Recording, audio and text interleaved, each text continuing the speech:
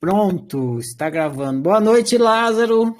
Boa noite, Marcelo. Tudo bom? Bem-vinda às entrevistas da oficina. Sinta-se em casa. O pessoal que está aqui te assistindo são alunos da oficina, na grande maioria, e são alunos que estudam autoconhecimento, né? Praticantes de autoconhecimento. Eles estão aqui para te conhecer, para refletir mais sobre autoconhecimento. Então, estamos interessados nesse assunto aqui. Que legal, que bom. Então, grato, Lázaro, por estar aqui fazendo a entrevista com a gente. Eu vou começar te situando no tempo e no espaço aqui, para o povo saber disso. Onde você mora atualmente, Lázaro? Eu moro em São Paulo. Sou mineiro, mas estou aqui em São Paulo já há bastante tempo. Não sabia dessa, cara. Você é mineiro? Mineiro, de Araxá, é pertinho de onde você está. De Araxá, ué. É.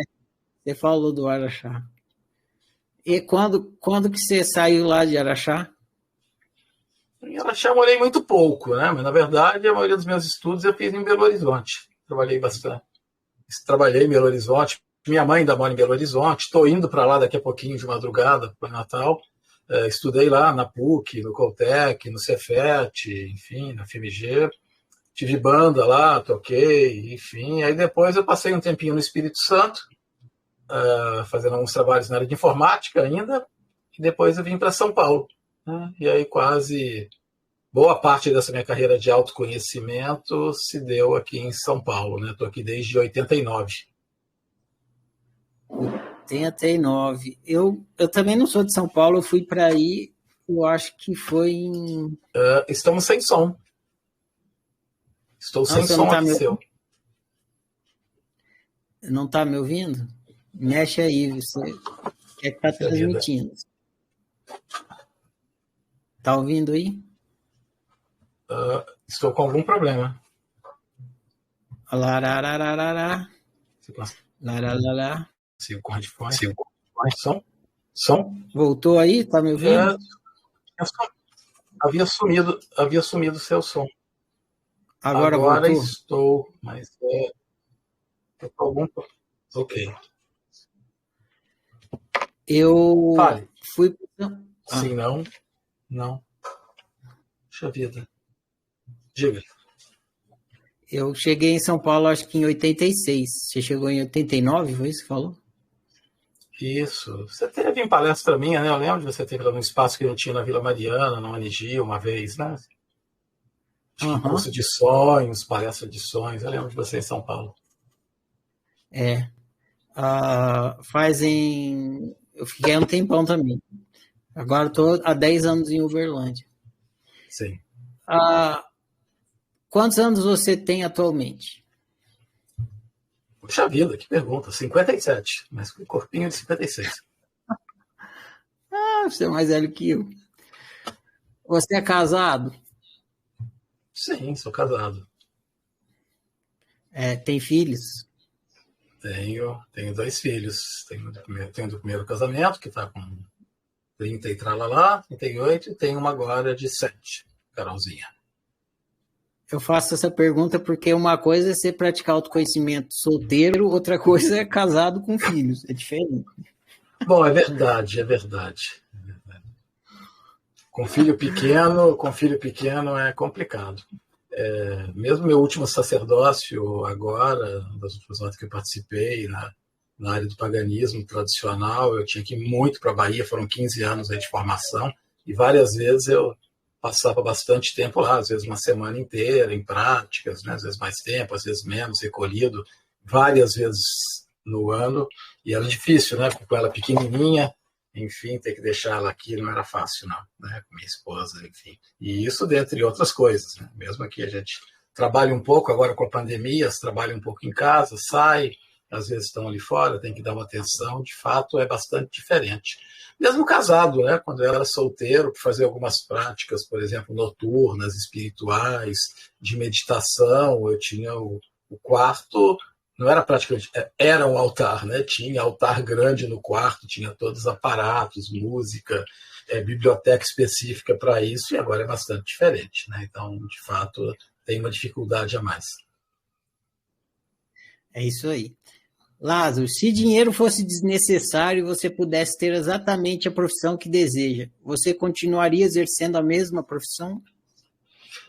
Assim, eu trabalhei durante muito tempo com informática, ganhava bem mais, acho que ganhei bem mais como músico também durante um tempo, né, com baile, casamento, etc.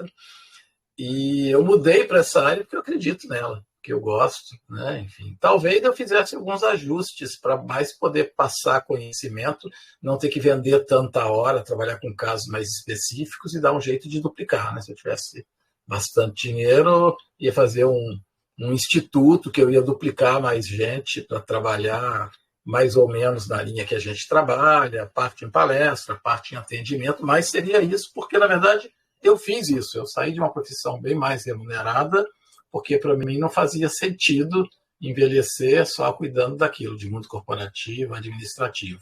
Aí eu inverti, né? Informática, computação, tecnologia passou a ser hobby, antes era ganha-pão, e psicanálise, espiritualidade, psicoterapia, que era meio hobby, palestra, enfim, era uma atividade paralela, passou a ser a atividade principal. Mas para mim não fazia sentido viver sem me dedicar a isso, pelo menos tentar. Né? E tentei, deu certo, estamos aqui até hoje.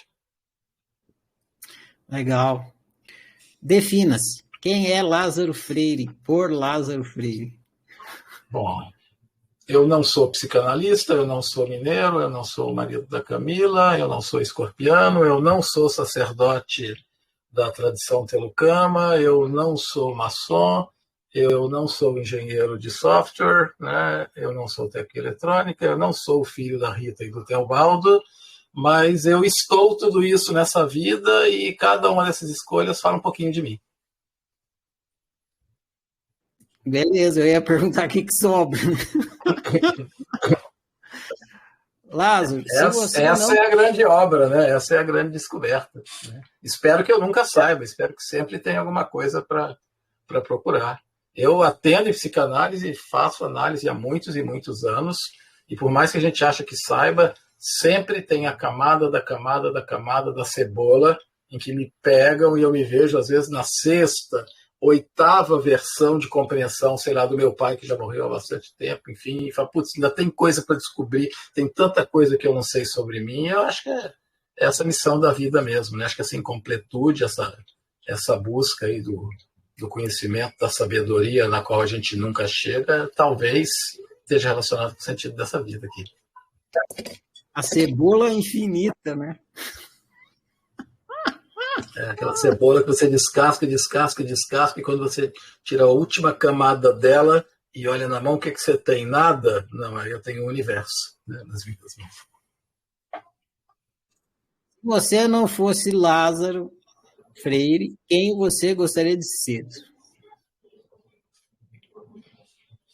Cara, Lázaro Freire é uma construção, né? Como eu disse, eu estou, né? Eu gosto de me sentir aberto. Eu seria aquele que construísse, né? Eu acho que tem gente que se ama porque se descobriu de uma determinada maneira, né? Mas eu acho que a maioria das minhas escolhas são conscientes, foram bem conscientes. Nem todas são certas, a gente não pode fazer engenharia de obra pronta, né? A gente vai. Mas eu acho que são conscientes. Eu procurei ser quem eu sou. Claro que eu vejo que algumas coisas poderiam ser diferentes.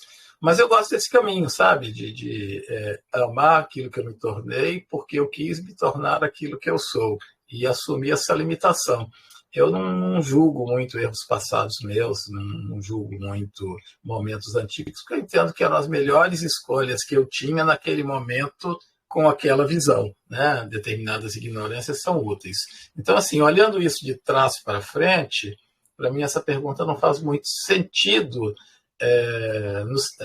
de maneira que, à medida que os problemas vão surgindo, à medida que as coisas vão acontecendo, eu acho que todos nós, né, podemos, sei lá, consultar o coração, consultar a vida, os sonhos, dentro de si mesmo, consultar a própria consciência e tentar lidar com aquilo da melhor forma possível. Aí a gente se torna por consequência. Não acho que é um modelo, não é um molde a priori, que eu falaria, queria ser o Brad Pitt. Um pouquinho mais de cabelo seria bom, né? Mas, enfim, não é essa, não é essa questão, é um pouco mais de altura, né? Enfim, não. Mas acho que a questão não está com o modelo, não. Acho que a questão está mais em como você lida com os recursos que você tem, né? Com as ferramentas que você tem, para poder fazer aquilo que te satisfaz, aquilo que te faz feliz.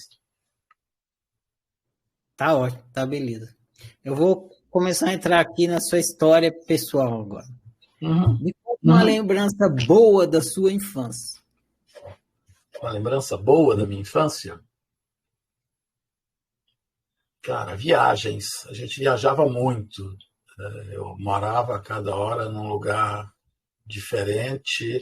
Então, acho que essa riqueza cultural, né, na infância, eu morei no Rio, morei em Maceió, morei na Bahia, morei em Ipatinga, morei em Belo Horizonte. Então, a primeira coisa que me vem é essa metamorfose ambulante, o tempo inteiro se reconstruindo, o tempo inteiro se adaptando, fazendo novos amigos. Isso é legal, né? Principalmente, para mim, das cidades com praia. A gente é mineiro, né? A gente adora praia, né? Então, quando eu podia morar, por exemplo, em Maceió, que a gente ia para aquelas praias que hoje são paradisíacas, mas na época que eu morava era mais paradisíaca ainda, porque, né, eram praias desertas, né? Não tinha essa exploração turística de hoje. Isso em 75, anos 70.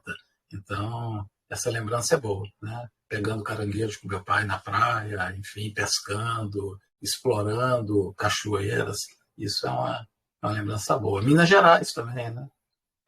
Me lembro bastante, assim. Também, de novo, meus pais, a gente entrando de variante, que era o carro da época, explorando para a roça e procurando fazer novos caminhos ali, conhecendo gente, enfim. Isso era legal, né? Tenho saudade. Variante era um carrão, né? Eu lembrei agora. Ainda tem lá uma 76, o único dono, lá na casa da minha mãe. Tem uma lá ainda. Na casa da minha avó tinha um Fusca cor de manga, assim, nossa, pré-histórico também. Fica, né? Me conta.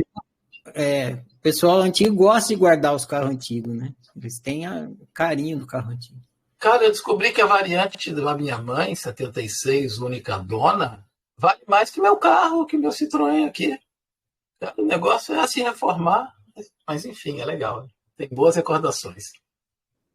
É, legal. Me conta uma lembrança ruim da sua infância.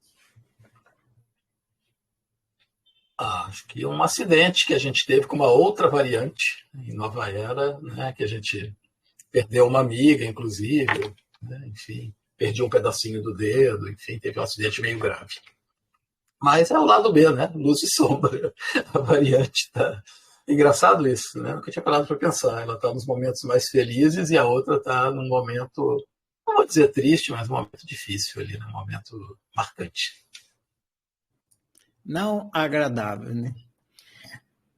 Quem era seu herói na infância? Acho que, do ponto de vista psicológico, o papai, né? Meu pai sempre foi, né? Meu pai sempre foi, né? Tinha um padrinho querido que era ex-combatente, então a gente fazia aquelas imagens, sábio, né? Bem-sucedido. E se for herói de quadrinhos, filmes, etc., era o National Kid, lembra? National Kid em preto e branco. Bisavô do Jaspion. Eu sei bisavô do Ultraman. Mas eu não cheguei a assistir o National Kid, assim. Não é... você é da minha idade, nem velho, nem velho. Sou um pouco mais novo, fazia diferença nessa época.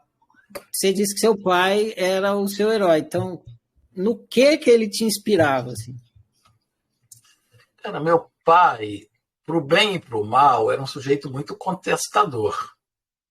Ele era muito polêmico, era um cara inteligente, que teve pouco acesso a estudo, mas estudou como pôde, foi muito autodidata em várias línguas, né? E ele percebia assim, a educação cearense, ele, né, de origem humilde, trabalhava em indústria mecânica, por isso que a gente viajava tanto, né? Ele era meio peão de obra, né? Ficava indo de obra em obra, fazendo projetos de engenharia mecânica para construtoras, para empreiteiras, por isso a gente viajava. Mas ele via na educação essa possibilidade de transcendência, ele já tinha essa visão. Ele mesmo não tinha conseguido estudar filosofia, ele gostaria, tinha livros de psicologia em casa, sempre teve, Karen Horn, mesmo sendo um nordestino de capacete, baixinho lá, né? E ele sempre incentivou muito isso em mim. Então, ele me alfabetizou cedo, né? Até hoje seria quase exagerado, né? Eu fui alfabetizado aos 3 anos de idade. Lembro que ele vinha da obra da refinaria lá da Gabriel Passos, lá de Belo Horizonte, de Betim, trazia umas letrinhas de plástico e, cara, né, meu pai, né, chegava de noite, fazia hora extra, eu ficava acordado e se queria me ensinar aquilo, não sei o que era, mas eu queria aprender aquelas letrinhas coloridas, né? Então, aos 3 ele estava me alfabetizando, aos 5 começou a me ensinar inglês, comprou a primeira enciclopédia para mim, que era uma Delta Júnior, né? Bem exagerado o negócio, né? Mas aí, aos 7 eu ganhei uma Barça completa, inteira, e como eu era filho único e a gente viajava muito, ficava lendo o tempo todo, né? Levava Barça para o banheiro em vez de levar Mônica Cebolinha, né? Então ele tinha muito essa questão da educação, do conhecimento, da informação. Então eu entrei cedo na escola, né? Me levava nos programas de TV da época de pergunta, quando eu tinha 5 anos de idade e tal. Hoje a gente faria críticas psicológicas, mas foi interessante, né? Paguei um ônus por isso, mas também ganhei muitos bônus por isso também. E por isso que eu conseguia viajar com ele, porque eu tinha uma facilidade de adaptação às escolas, né? Então dava, às vezes, para a gente passar por 3 escolas no mesmo ano sem que eu perdesse ano, porque como eu li enciclopédia, o primário foi muito fácil, né? Informação para mim, primário, ensino fundamental, né? Então a gente se recusava a ficar em Belo Horizonte enquanto ele viajava. Minha mãe fazia questão de ir junto, já que eu me adaptava também, né? Então, isso está muito associado com viagens, está muito associado com o valor do trabalho. E ele, como eu disse, ele é um cara muito polêmico, para o bem e para o mal, né? Assim, ele via sempre o lado B das coisas, sempre tinha algo quase no limite do conspiratório. Então, ele questionava muito os valores sociais, para o bem e para o mal, né? As verdades históricas para o bem e para o mal, né? Então ele me ensinou a questionar bastante, né? Era um cara que sempre me dizia que a história era escrita por vitoriosos, né? Desenvolvia um senso crítico, né? Às vezes ele se associava com coisas meio erradinhas em função disso, só para ser do contra, né? Mas na minha ponderação, né? E com a educação mais formal, vindo com o tempo, aí eu acho que eu pude fazer um pouco desse meio termo, né? E eu trago em mim esse lado contestador, de procurar o lado B, de criar algumas polêmicas, espero que menos que ele, né? Mas de vez em quando eu me meto em algumas, né? Isso tem um lado B, mas também ajuda a ser quem eu sou, né? Esse lado psicanalítico, crítico, né? Então eu critico algumas imposturas, questiono a história, questiono alguns modelos espirituais, mas eu não precisei ser tão resistente, por exemplo, à sociedade como ele foi, né? Não precisa ser tão resistente a modelos acadêmicos como ele foi, enfim, né? E depois, quando ele se aposentou e eu estudava engenharia na PUC Minas, ele fazia direito. Então a gente ia junto, porque assim, ele acreditava tanto que quando ele aposentou, ele não parou de estudar. Aí ele tinha oportunidade e foi fazer a faculdade, né? Então, lembro bem dessa cena também, a gente andando ali pelo anel rodoviário de Belo Horizonte, juntos, a gente ia a pé, porque a gente não morava tão longe, mas também não era tão perto, conversando sempre, né? E indo para a aula na PUC Minas. Ele no direito e eu na engenharia elétrica, como eu fazia eletrônica, né? Então, assim, foi uma inspiração, né? Não sei nem se ele alcança o quanto que foi importante para mim. Acho que talvez no final da vida, que ele via artigos meus sendo escritos, né? A última formação que eu fiz foi em filosofia, e só depois eu me liguei que ele queria ser filósofo, né? E eu fiz isso no seminário por outros motivos, porque eu queria que tivesse um diálogo religioso, não fosse só uma filosofia contemporânea cética, e quem oferecia isso em São Paulo era o Seminário Católico, né? Não sou católico. E depois é que eu me dei conta, olha como é inconsciente, né? Como uma coisa psicanalítica, que sem querer eu realizei o desejo dele, né? De estudar junto com os padres num seminário, fazer uma formação de filosofia, e fui fazer o meu estágio no ARC, dando aula em colégio de padre. Lá na frente da minha terapia é que eu falei, caramba, esse inconsciente é pândegas, é um fanfarrão, né? Sem querer acabei seguindo a mesma sina, que nem dizia o Marvin no Titãs. Mas legal, né? Acho que no final, acho que ele conseguiu realizar isso, né? Bem no finalzinho, aos 40 minutos do segundo tempo da vida dele, eu acho que a gente acertou esse diálogo aí e ele entendeu o quanto que foi importante para mim. Que legal. Grato pelo testemunho. O que você considerava errado na infância? Já da infância você fala, não, isso aqui está errado. Poxa vida. Na minha infância, então, meu pai era questionador, né? Eu aprendi a questionar. Então, o autoritarismo era uma coisa errada na minha infância, né? Eu fui criado ali no meio da ditadura militar, enfim, tendo que fazer fila e tendo que obedecer gente, porque sim. Imagina, eu com 5 anos, como eu disse, sabia ler, ia para programas, era questionador, questionava o modelo de educação e estudava nas escolas de OSPB, né? Enfim, então era bem essa coisa dura, né? É assim porque é assim. E meu pai também tinha um lado disso, né? Às vezes também não queria questionamento, embora ele questionasse o regime, a gente tinha essa questão também tem coisas que você tem que aceitar, não importa se você tem argumento ou não tem argumento, cala sua boca, e isso estava na escola, né? Isso estava na escola no tempo militar, né? Estava na pandemia, né, que a gente viveu de meningite, que eu perdi coleguinhas na minha escola de Patinga, e mesma coisa, né? Tinha negacionismo de vacina, tinha o governo que não mandava vacina, depois resolveu vacinar todo mundo, aqueles revólveres, né, que passava de um braço para o outro, né? Imagina hoje em dia como é que seria aquilo, né? Então, essa questão, como era constituída a sociedade naquela época, eu acho que eu já conseguia perceber que não era uma coisa bacana e marcou, né?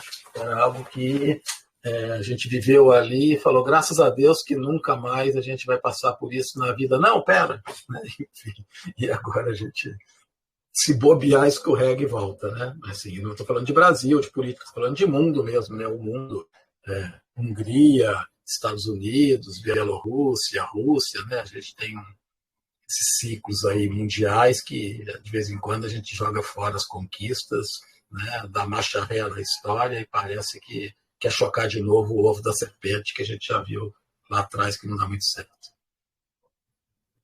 Boa metáfora. Vou entrar agora no autoconhecimento. Na sua história com autoconhecimento. Como, então, Lázaro, você foi entrando no autoconhecimento, chegou aí onde você está agora?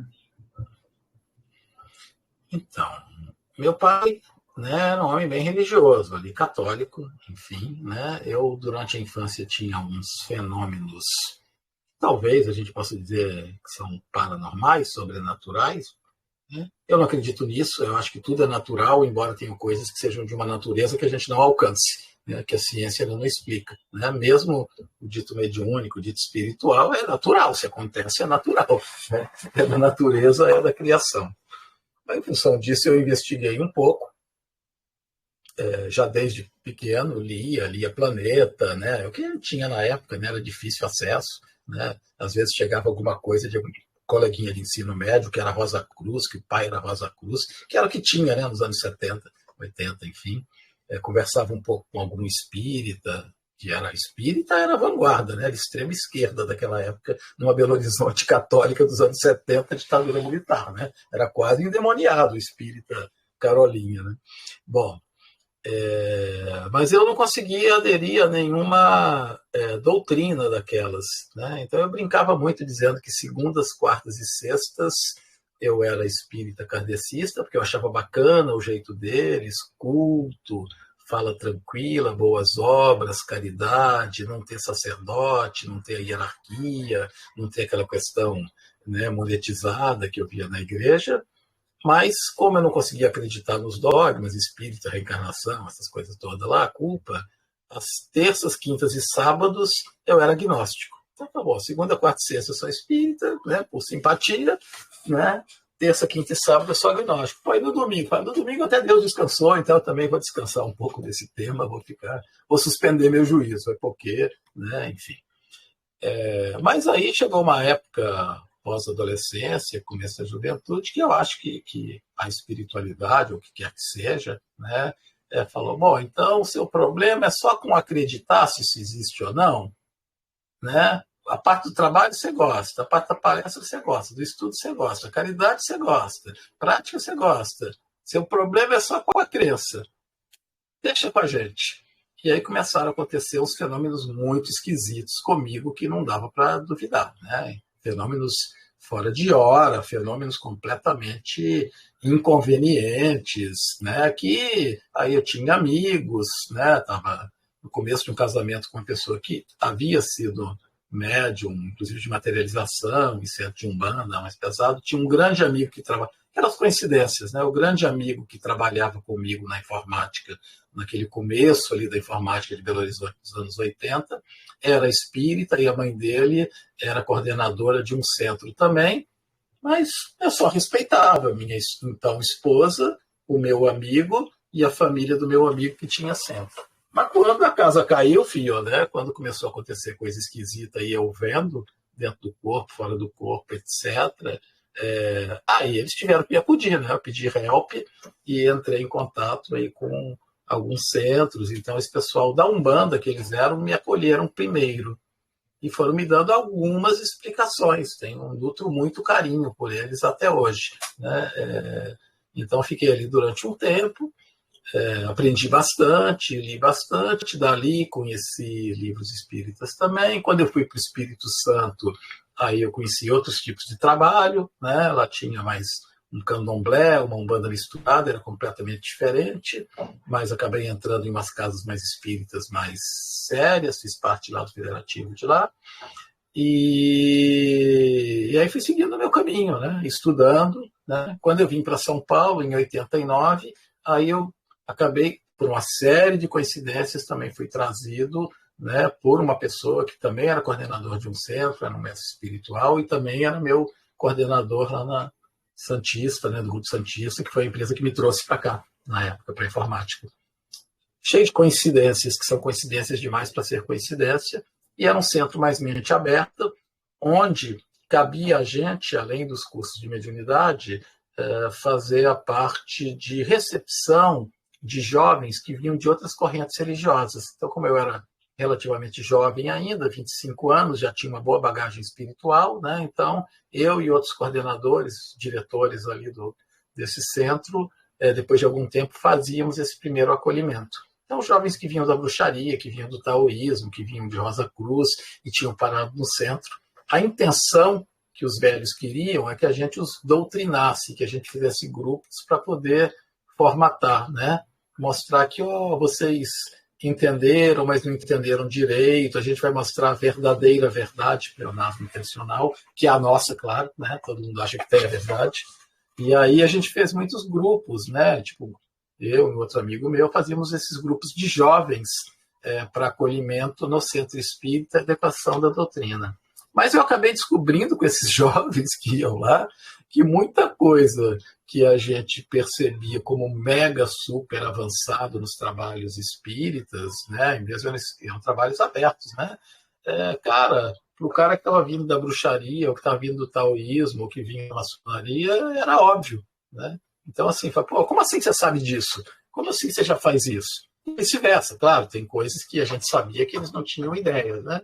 Então, na prática, nesse lugar que eu fui parando, eu fui tendo que descobrir, aprendendo com as próprias pessoas ali, que cada caminho falava um pouco da verdade, nenhum tinha verdade, se somasse todos, não dava um inteiro, mas a aproximação seria melhor, né?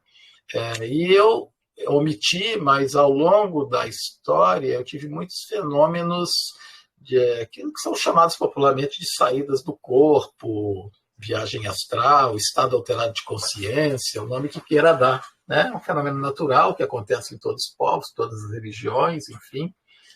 Tem um filme nosso no YouTube sobre isso, um longa-metragem, né, feito lá em Barcelona, chama Voadores Filme. Se vocês procurarem no YouTube, está na íntegra, né, para quem é curioso sobre isso.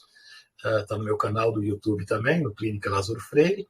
E aí, em função desses fenômenos de saída do corpo, projeção astral, eu acabei tendo algumas outras informações e pistas e dicas para procurar, né? Que me levou a novas associações, aí eu vou encurtar a história, mas acabei né, encontrando com mais gente de ordens iniciáticas, encontrei com gente que se dedicava à projeção astral e bioenergia, fiz uma parceria de longo prazo ali com Wagner Borges, né, trabalhei, estudei com ele, dei muita aula no instituto dele, e aí a gente foi expandindo para horizontes mais universalistas. Aí, cara, uma coisa foi levando a outra.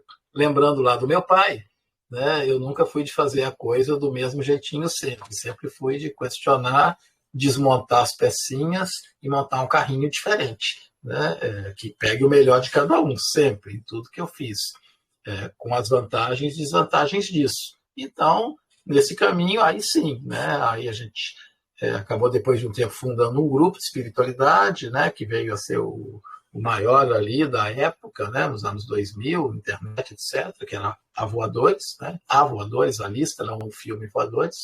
Tinha gente pelo planeta inteiro, espalhado, fazendo tudo de estudo. A gente fazia muitas palestras, eu viajava, né, até hoje, sei lá, se vou em Portugal, se vou na Espanha, se vou nos Estados Unidos, costuma ter gente da Voadores por lá, às vezes pega do aeroporto, a gente encontra com esses amigos quando está viajando. E na Voadores a gente passou a fazer bastante encontros. Como era um grupo universalista, tinha cigano, tinha bruxo, tinha espírita, tinha católico, tinha ateu, tinha nerd, né? A gente começou a fazer encontros universalistas. Agora vamos juntar a turma de São Paulo para fazer uma visita esotérica no Mosteiro de São Bento.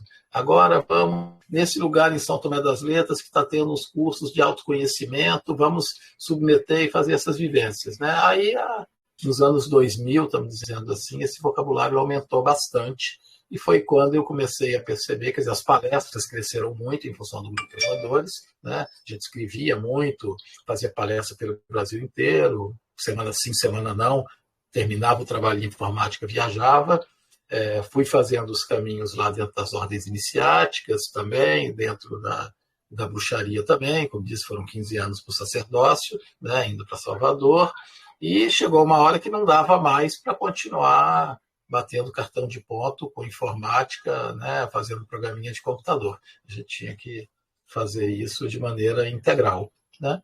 A psicologia vem junto, né, entendendo a espiritualidade, eu fui chegando no Jung, para poder entender o lado psíquico daquilo, de inconsciente coletivo. No Jung a gente bate no Freud, bate na psicanálise, bate na necessidade de distinção do que é psíquico, do que é espiritual, se é que tem tanta diferença assim, né?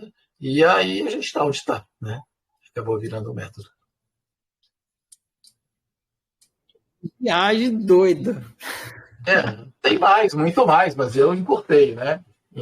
Tem algumas entrevistas lá no YouTube que são mais específicas para isso. Se alguém tiver curiosidade, procure lá na Clínica Lázaro Freire, canal do YouTube, que aí eu conto em lives específicas sobre caminhos espirituais.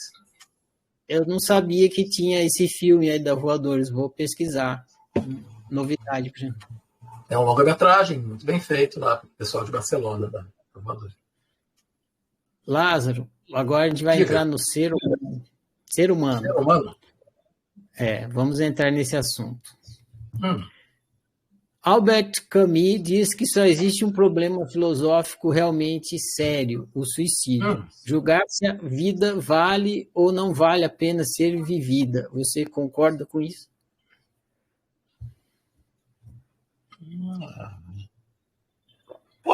Para refutar Camus, eu tenho que pensar um pouco mais, né? Não é bate-pronto, né? Mas assim, né? Nenhum filósofo fala as coisas dele sem fundamento. Eu fiz filosofia, né? Você quer levar zero numa prova de filosofia, você dizer Nietzsche foi incoerente, se contradiz. Cara, é zero. Você não vai nem perder tempo lendo. Você pode discordar do cara completamente, mas se ele é um filósofo, não é achismo. Provavelmente ele tem uma longa argumentação lógica, extremamente lógica, dentro de determinadas premissas que eu não conheço, para chegar naquela conclusão. Se Nietzsche fosse contraditório, se Camus fosse contraditório, ele não seria Nietzsche, não teria sobrevivido a 1 bilhão de teses de mestrado, doutorado, querendo montar em cima dele ou desbancá-lo, né? Então, assim, ele deve falar isso dentro de uma determinada perspectiva. Eu sou psicanalista, né? Volta e meia eu tenho que lidar com o tema de suicídio. Eu dou aula na medicina comportamental da Unifesp e a gente dedicou os últimos 2 anos, 3 anos, quase com ênfase quase que exclusiva na área de neurociências e medicina comportamental ao suicídio. Fazemos muitas palestras sobre isso, né? Visitamos igrejas, institutos, enfim, falamos para adolescentes, compramos maquinário específico, né, de estimulação magnética craniana, que tem atuação direta ali no cérebro para diminuir depressão e que é altamente eficaz, né, reduz bastante risco de suicídio, principalmente. Então, assim, eu sou meio suspeito para falar que o único problema filosófico é se a vida vale a pena. Eu acredito que a vida vale a pena, que vale muito a pena. Eu creio que sim, né? Quando eu tenho pacientes que são potencialmente suicidas, eu costumo brincar, falo, bom, já que você tentou se matar, ou já que você quer se matar, se mate mesmo, não precisa abandonar o corpo para isso. Né? A gente vive um tempo em que eu posso ter inúmeras encarnações, né, numa vida só. Ah, é? Tá querendo se matar por conta que a namorada foi embora? Então, você está morto, o que você está ligando para ela? Vamos sair para novos amores, né? Então, se é o emprego que você perdeu, você está morto, cara. Cara, eu já ganhei dinheiro como músico, já ganhei dinheiro com informática, já ganhei dinheiro palestrando, já ganhei mais, já ganhei menos, sobrevivi do mesmo jeito, né? Então, ok, eu posso fazer uma nova coisa, fazer um canal de YouTube, sei lá, vender pipoca na porta do cinema. Ah, mas é meu emprego. Cara, você morreu, né? Então, assim, quer se matar? Se mate, né? Simbolicamente falando, né? Mas, por outro lado, assim, contraditoriamente, eu também respeito o suicídio, porque, né, como professor de neurociência que a gente é, e psicanalista, eu entendo que muitas vezes, na maioria das vezes, a gente está falando de uma doença mental e não de uma escolha consciente, né? Estamos falando de um filósofo que observa a vida dentro de um niilismo, né? Isso pode ser um caso em mil. Na nossa prática de consultório e clínica e dos médicos que trabalham com a gente lá no Unifesp, enfim, em geral eu classificaria como uma doença mental, um transtorno de depressão, uma crise de sentido em um mundo que perde sentido. Então eu não estou falando de um sujeito consciente, né? Tem casos que estão associados com baixa hormonal, com problemas de hormônios que afetam, sei lá, por exemplo, se afetar a tireoide, ou se afetar, enfim, o sistema imunológico e o cara se deprimir, tudo é psiconeuroendócrino imunológico, né? Então, eu não tenho como respeitar demais algo que, na verdade, tirou o poder de discernimento da pessoa, né? Mas, assim, o que eu concordo é que o Sartre fala que talvez a única escolha realmente livre que a gente tem é o suicídio, né? No sentido de que tudo que você faz te projeta para um outro lugar, né? Cada escolha que você faz, inclusive não fazendo escolha, te projeta e te leva para um outro canto e para um outro ponto. E, teoricamente, do ponto de vista dele, né, onde não existe mais nada, supondo que não exista mais nada, o que eu discordo, supondo que não exista mais nada, o suicídio seria o único movimento realmente autêntico e livre, porque você faria um ato que não teria mais consequência, né? Se somente se não existir mais nada, né? Então, filosoficamente, não sei em que premissa que o Camus está falando isso, né? Mas quando o Sartre fala que você é condenado a ser livre, ele está dizendo que a sua liberdade implica em consequência, exceto no suicídio. Agora, eu creio que as religiões fazem muito preconceito com os suicidas, aí é uma outra história. Como eu disse, estou falando de um sujeito que é doente mental, né, que está com uma dificuldade de vida, não está conseguindo ter resiliência, e a gente sabe que a área do córtex pré-frontal está associada com resiliência, áreas que você pode ver na neuroimagem que, se estiver menos desenvolvida, provavelmente o indivíduo é menos resiliente, e pessoas que meditam, que conseguem fazer essa área específica desenvolvem maior resiliência, e determinados monges que meditam bastante têm isso mais desenvolvido, enfim. Então, estou falando de um sujeito que tem uma dificuldade neurológica ou existencial, não conseguiu se resolver, não teve a informação ou recurso, toma uma decisão dessa, consciente ou desesperado, não vem ao caso. Aí vem todo mundo, aponta o dedo para o ato a posteriori e começa a julgá-lo, né? Como se ele fosse um fracassado, como se não pode falar no assunto. Quer dizer, isso eu acho muito cruel, porque as religiões perdoam todos, menos o doente mental, né? Então há muita uma psicofobia, né? Ah, o cara suicidou, então ele está no umbral, putz, nem adianta, está no inferno, esse já perdeu a vida, não pode falar, enfim, poxa vida, né? A gente perdoa toda religião diz que talvez o pior bandido, o Hitler da vida, se no último momento, o cara que fez um mal consciente, no último momento ele tiver um raio de luz, ele recebe a misericórdia divina. E o doente mental, não, né? Então isso eu não consigo concordar, né? Mas eu creio que a vida vale a pena, sim. Eu creio que o sentido da vida é buscar o sentido da vida. Esse é um problema que você não encontra resposta porque ele é circular, né? E se você está vivo, a sua missão na Terra ainda não terminou, né? Isso tem implicações mais profundas. Oi? Não, tá, pode terminar. É hora de terminar, eu continuo. Isso tem implicações filosóficas mais profundas, né, em Winnicott, na filosofia russa, que eu não vou entrar porque acho que aprofundaria muito, seria muito específico, mas eu não gosto de falar que tenho certeza, mas eu tenho ausência de dúvidas que a vida se resolve a posteriori, né? Não dá para demonstrar aqui, seria um outro papo de meia hora, e a gente acaba buscando esse sentido. Eu acho que a gente busca um sonho que nos permita morrer, né? Uma sensação de completude, de finitude, que quando a gente atinge, e a gente vê muito isso em biografias ou em mortes tranquilas, enfim, que a pessoa sabe do momento dela, e muitas vezes não é nada do que ela imaginava. E quando ela tem essa sensação de missão, ela sai tranquilamente. Enquanto ela não tem isso, enquanto ela não resolve, não tem essa iluminação, de certa maneira ela fica aqui, né, num processo quase que kármico. Ilustrar isso demoraria bastante, né? Mas o Winnicott tinha uma oração, que é um psicanalista, em que ele dizia sempre, nesse sentido do que eu estou falando, que, assim, ó Deus, permita-me que eu esteja vivo no momento da minha morte, ou seja, permita-me que eu tenha consciência para perceber essa realização que me permite morrer. E aí ele vai dizer que o sentido da vida é buscar o sonho que nos permita morrer. E o objetivo de toda sessão de psicoterapia, de todo ato existencial, é buscar o sonho que nos permita morrer. No sentido de pegar a incompletude da onde eu vim, né? A falta o oncotô, broncovô, donkovim, que nem diz aí em Minas Gerais, né?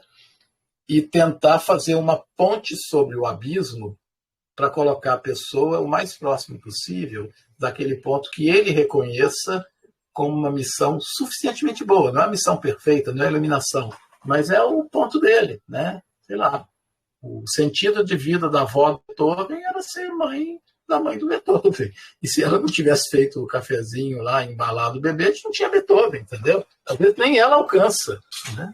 Então, assim, então não precisa ser um negócio grandioso, sair jorrando luz pela mão, iluminando os fins aos céus em vida. Mas quando a gente percebe, putz, cumpri minha missão, minha filha está aqui, eu não sei porquê, mas minha filha vai ter alguma coisa, que é um Beethoven, ela nem sabe o que é, né? Mas faz sentido, eu posso descansar em paz, né? Então ela, é o que a gente chama em análise winnicottiana de realizar, sonhar o sonho que nos permita morrer.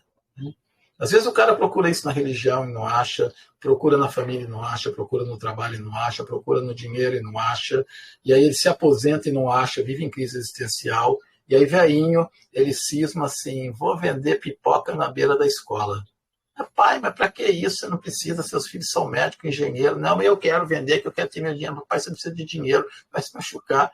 E o raio do velho vai lá, porque o velho é um bebê com cartão de crédito, né? Ele vai lá e compra o carrinho de pipoca daquele, né? E vai para raio da, não posso falar palavrão aqui, vai para o raio da porta da escola com o carrinho de pipoca, as balinhas, todo dia, empurrando, e o filho fala, pai, você está cansado, não faz isso. E o velhinho vai. Aí um dia, depois de um mês ou 3 anos, fazendo isso de cisma de velho, né? Pipoqueiro, filho de médico, vai vendendo lá como se fosse um Zé Mané, né? Ele ouve o riso das crianças ao longe, vê aquele céu azul, vê o sol amarelo, aquela coisa passa quase em câmera lenta, como no filme. Ele sente o cheiro da pipoca e ele realiza que na memória de todas aquelas crianças daquela escola, ele está presente e essa pipoca daqui a 50 anos, isso não é raciocinado, ele percebe isso num átimo de que, assim como ele tem essa lembrança saudável da infância na pipoca, aquela criança também vai ter, e ele passou esse bastão adiante. E ele volta com o carrinho dele, dorme e morre. Né? Isso que a gente chamaria em Winnicott de um sonho que nos permita morrer. Né? Nesse ponto, ele realiza a existência dele, que antes ele procurou no trabalho, no filho, no diploma, e ficava vazio. Né? Então, assim, não precisa ser uma coisa grandiosa. E eu acho que a gente está vivo é porque eu não encontrei esse ponto ainda. Mas, enfim, isso tem implicações filosóficas bem profundas, que eu não vou entrar agora. Beleza, eu vou seguir aqui com uma outra pergunta. Primeiro, eu queria dizer que a vovó Toven foi a melhor do ano. Fechou? Vovó Toven. A vovó Toven. Fechou. Outra coisa que eu queria compartilhar é que eu tive uma experiência assim, que nem a do pipoqueiro aí, uma vez, dentro de um ônibus em São Paulo. Muito louco. Eu era bem jovenzinho, assim, eu estava no ônibus, passou uma luz assim, eu olhei para aquele ônibus, do jeito que eu olhei para aquele ônibus, com aquela luz assim, me deu um treco, assim. Fica em câmera lenta tudo, né? E você percebe o universo inteiro. Muito louco. Outra coisa é Rafa. Eu vou abrir. É muito comum diante da natureza, né? É muito comum diante da natureza. Eu já tive uma vez numa ilha, na Bahia, assim, tava o sol, o mar e tal, uma pessoa que tinha relacionamento na época junto, e de repente, cara, vem aquela coisa grandiosa, pum! Aí explode uma fração de segundo, mas nessa fração de segundo está o universo. O Ramakrishna teve isso, né? Ele estava num campo também, não sei se era de arroz, etc., e viu lá dourado de alguma coisa, com verde, sol azul, sol amarelo, e quando ele olhou, ele grávido do divino que ele era, o moleque surtou. Caiu duro em samadhi, né? Ele era um outro nível, né? Então o cara já entrava em estado natural de consciência. Mas sim. E daí você para nomear as coisas, eu lembro, você tenta nomear assim para poder falar a respeito, né? Mesmo para você entender. Uma palavra, uma das primeiras que vem assim é amor. O sentimento é muito forte. Sente um lance assim de conexão, aí você fala, nossa, eu senti o amor. A gente no IPPB a gente chama de o amor que gera a vida, é o nome que a gente dá para esse sentimento. Legal. Então, cheguei contato, é quase um deus, né? Uma divindade, uma coisa que não tem nome, que não tem forma, mas assim, sentir o amor que gera a vida, né? Quer dizer, sei lá, o grande arquiteto, sei lá o que é, né? Que coisa que é. É uma boa nomeação essa aí. Rafa, eu vou abrir para perguntas no fim, fica com a sua pergunta aí, não perde não, tá bom? Só para continuar aqui. Bom, Lázaro, você está vivo, então suponho que você já respondeu, mas eu vou perguntar mesmo assim. Você está vivo, então suponho que você considere que a vida vale a pena ser vivida. Por quê? Bom, eu acho que já respondi bastante, né? Eu acho que primeiro viver, procurar o sentido da vida, tudo é obra, né? Um dos motivos que me fez mudar para psicanálise, para psicoterapia, para lidar com espiritualidade, teve a ver com o imprint, né? Tem a ver com buscar alguma coisa que desse sentido à existência sempre. Não são todas sessões, né? Esse ano pandemia, estava trabalhando quase 60 sessões por semana, né? Tipo, abrir 12 horários lotado, e como não é presencial, as pessoas não faltam, né? Porque presencial ainda o cara fica preso no trânsito, você tem uma folguinha para almoçar, né? Online a gente abre no fuso horário da Austrália às 7 da manhã e termina no fuso horário de São Francisco às 10 da noite, né? Você trabalha com o planeta inteiro. Mas, assim, não são todas as sessões, boa parte é um bom papo, é só um papo de construção, né? Boa parte trabalha com sonhos ou com questões internas. Mas, cara, sempre vai ter pelo menos uma sessão na semana, né? Não só uma, né? Mas, assim, pelo menos uma em que uma frase muda a vida, faz diferença na vida de alguém, né? É difícil não ter. Para mim é uma versão daquela velha história do plante uma árvore, tenha um filho, escreva um livro, né? Ou seja, viva de maneira que, por uma coisa pequena, seja pipoca na frente da escola, algo no planeta fique diferente, levemente diferente, nem que seja, né? Como é que é? a Votoven, né? Enfim, o cara fez alguma coisa que passou para frente, né? Não precisa ser nada grandioso. Então, eu acho que a vida vale a pena enquanto você puder fazer isso, né? Faz sentido. Eu tenho uma filha para criar, está com 7 anos, né? Então, cara, se isso não dá sentido para alguém, eu não sei mais o que daria, né? Eu não, por mais que eu estude, quanto mais a gente entra em neurociência, espiritualidade, cada vez mais eu me convenço que não tem nada mais espiritual do que o DNA, mas essa é outra longa história.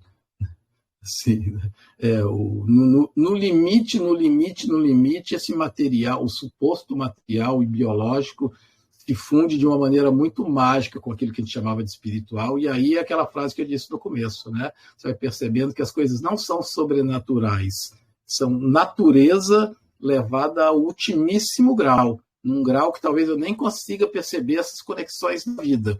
Mas quando você chega muito no micro, quando você chega, por exemplo, em epigenética, como, por exemplo, informações da sua vida ativam e desativam genes, né? Não estou falando de genética, não, estou falando de software, não estou falando de hardware, né? Como as experiências dos seus antepassados são levados adiante por mecanismos epigenéticos, né? Metilação de DNA, expressão genética, enfim, como uma célula base pode virar tanto uma célula, sei lá, do fígado ou um neurônio, né, que são células diferentes, a partir desse padrão de informações, mas como determinados comportamentos seus também influenciam isso, aí você fala, né, poxa vida, manter essa teia da vida aqui, cuidar do planeta, cuidar dos filhos, enfim, deixar conhecimento de alguma forma, é algo que vale a pena. Fazer essa entrevista é algo que vale a pena. Atrasar a viagem um pouco, né? Se alguma coisa gerar algum insight para alguém,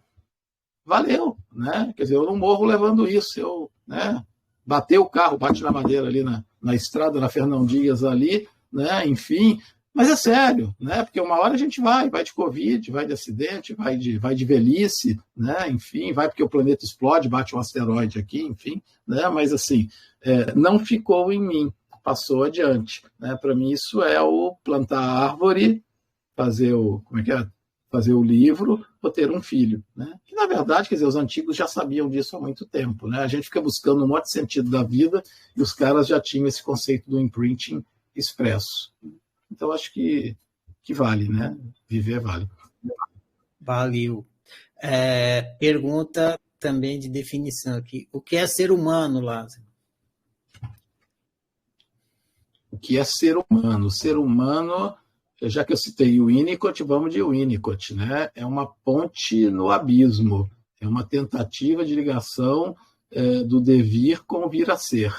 A gente tem um potencial. Imagina um Himalaia, né, ali, uma cordilheira gigantesca, a um lugar de lá que eu não sei qual é, né? Como eu falei, Oncotô, Troncovô, Toncovim, quem coçou, né? As 4 perguntas existenciais do Triângulo Mineiro, né? Triângulo Mineiro ali, né? Enfim. Então eu venho de um lugar do abismo. O ser humano para mim é aquela ponte pêncil, tipo Senhor dos Anéis, aquele filme, aquela coisa que balança, frágilzinha, que está ligando algo que eu não sei bem o que é, mas que existe, é onde eu tenho uma base, a algo, né, no sonho que me permita morrer, que eu também não sei bem o que é. Então, para mim, né, o ser humano é essa passagem. Lembro também do sonho do Dostoiévski, né, de perto do final da vida, o Dostoiévski tem um sonho em que ele está deitado numa rede, e aí olha para cima, quando ele olha para cima, ele vê o mundo inteiro. Tem aquela expansão e dá uma sensação de angústia. Né? Nossa, eu estou aí a rede do universo inteiro. Né? Aí ele tenta pegar no chão. E aí, quando ele olha para baixo, ele vê que tem um buraco sem fundo, não tem terra. Também tem um universo gigantesco ali para baixo. A rede dele está pendurada no meio do nada, né? E aí dá aquela angústia de quem se vê esperado no meio do nada, né? E ele se segura e fala, putz, ainda tem essa rede firme aqui. Mas aí cai a ficha dele de que, peraí, né? Se é nada para cima, nada para baixo, eu estou na angústia em que onde está a árvore, né? Planta. Aí ele não tem árvore nenhuma, é só a rede. e ele deitado em cima. Aí, no desespero do sonho, ele segura a rede, né? E aí, quando ele fala, é a rede, eu tenho que me segurar, né? Mas quando ele vê, não é rede, é só um fio. Ele está, né, seguro nesse fio sobre o abismo. É um fiozinho, infinito para lá, infinito para cá, infinito para a esquerda, infinito para a direita, não está preso em nada, não está ligado a lugar nenhum, e a gente se agarra nele como se fosse uma referência. Esse fio, para mim, é a vida, mas não é pouco, né? Porque no momento em que eu tenho um fio, eu tenho uma linha condutora. Vocês viram aquele filme Gravidade com a Sandra Bullock, né? Me lembra muito esse sonho de Dostoiévski, né? Porque ela está perdida numa cápsula que está perdida, e o negócio gira, feito louco, fica rodando, né? É relativo. Cara, o negócio já deu ruim, né? Deu merda mesmo, né? Já tá... Mas assim, qual que é a vantagem dela? Chegar naquela cápsula para estar protegida. De que eu não sei, porque na verdade a cápsula também está à deriva, né? Está tão perdido quanto ela. Mas na hora que eu tenho uma cápsula, eu tenho uma noção de cima, baixo. Estou no universo, estou na meleca, estou sem comida, estou ferrada, não tem chance de sobreviver, mas eu tenho, quer dizer, a cápsula era o fio sobre o abismo. Por mais que girasse, se eu giro junto com ela, eu tenho a sensação de que eu não giro, eu tenho uma referência, né? Por mais que a Terra esteja girando, como você está girando junto, eu tenho uma referência. Nesse fio do Dostoiévski, eu tenho uma referência. Então, volta naquela função de sentido de vida, né? Se a vida é um fio sobre o abismo, a gente tenta encontrar, para mim, esse sonho que nos permita morrer. Pensando de uma maneira mais espiritualista, aí eu acho que a gente é um grande meio. A gente não é anjo, mas também não é demônio. A gente não é chakra coronário, mas também não é só Kundalini, né? A gente não é, né? A gente é um masculino que tem feminino, é um feminino que tem masculino, né? A gente está no meio, né? A gente está, né? Não é totalmente bom, não é totalmente mal. Fica tentando aprender. Então, de novo, né? Em quase todas as tradições, você vai ver o ser humano como uma tentativa de síntese, como uma espécie de transição existencial. A gente não sabe como é que abre o olho aqui, né? Uma coisa eu tenho certeza, minha consciência não se posta. Eu não criei essa consciência, eu posso criar a caneta, posso ter feito o meu chá, mas a minha consciência, ela emerge, abre o olho. Alguém me disse que esse planeta está aqui há bilhões de anos, eu só acredito porque eu não estava, né? E teoricamente, assim, eu estou aqui num grãozinho de areia do tempo, diante de bilhões de existências para trás e para depois. É quase como se aqui fosse um sonho do qual eu não vou me lembrar. Mas nesse sonho eu estou consciente, né? Aquela história do Descartes. Eu penso, logo existo. Eu penso, eu sou, né? No momento em que eu posso questionar e perceber, né? A única certeza que eu tenho é que tem uma res cogita aqui, alguma coisa pensante, né? Um troço pensante, um troço questionante que se coloca diante do universo, mesmo que eu não saiba o que o universo é, né? Então, assim, a minha consciência aparece aqui.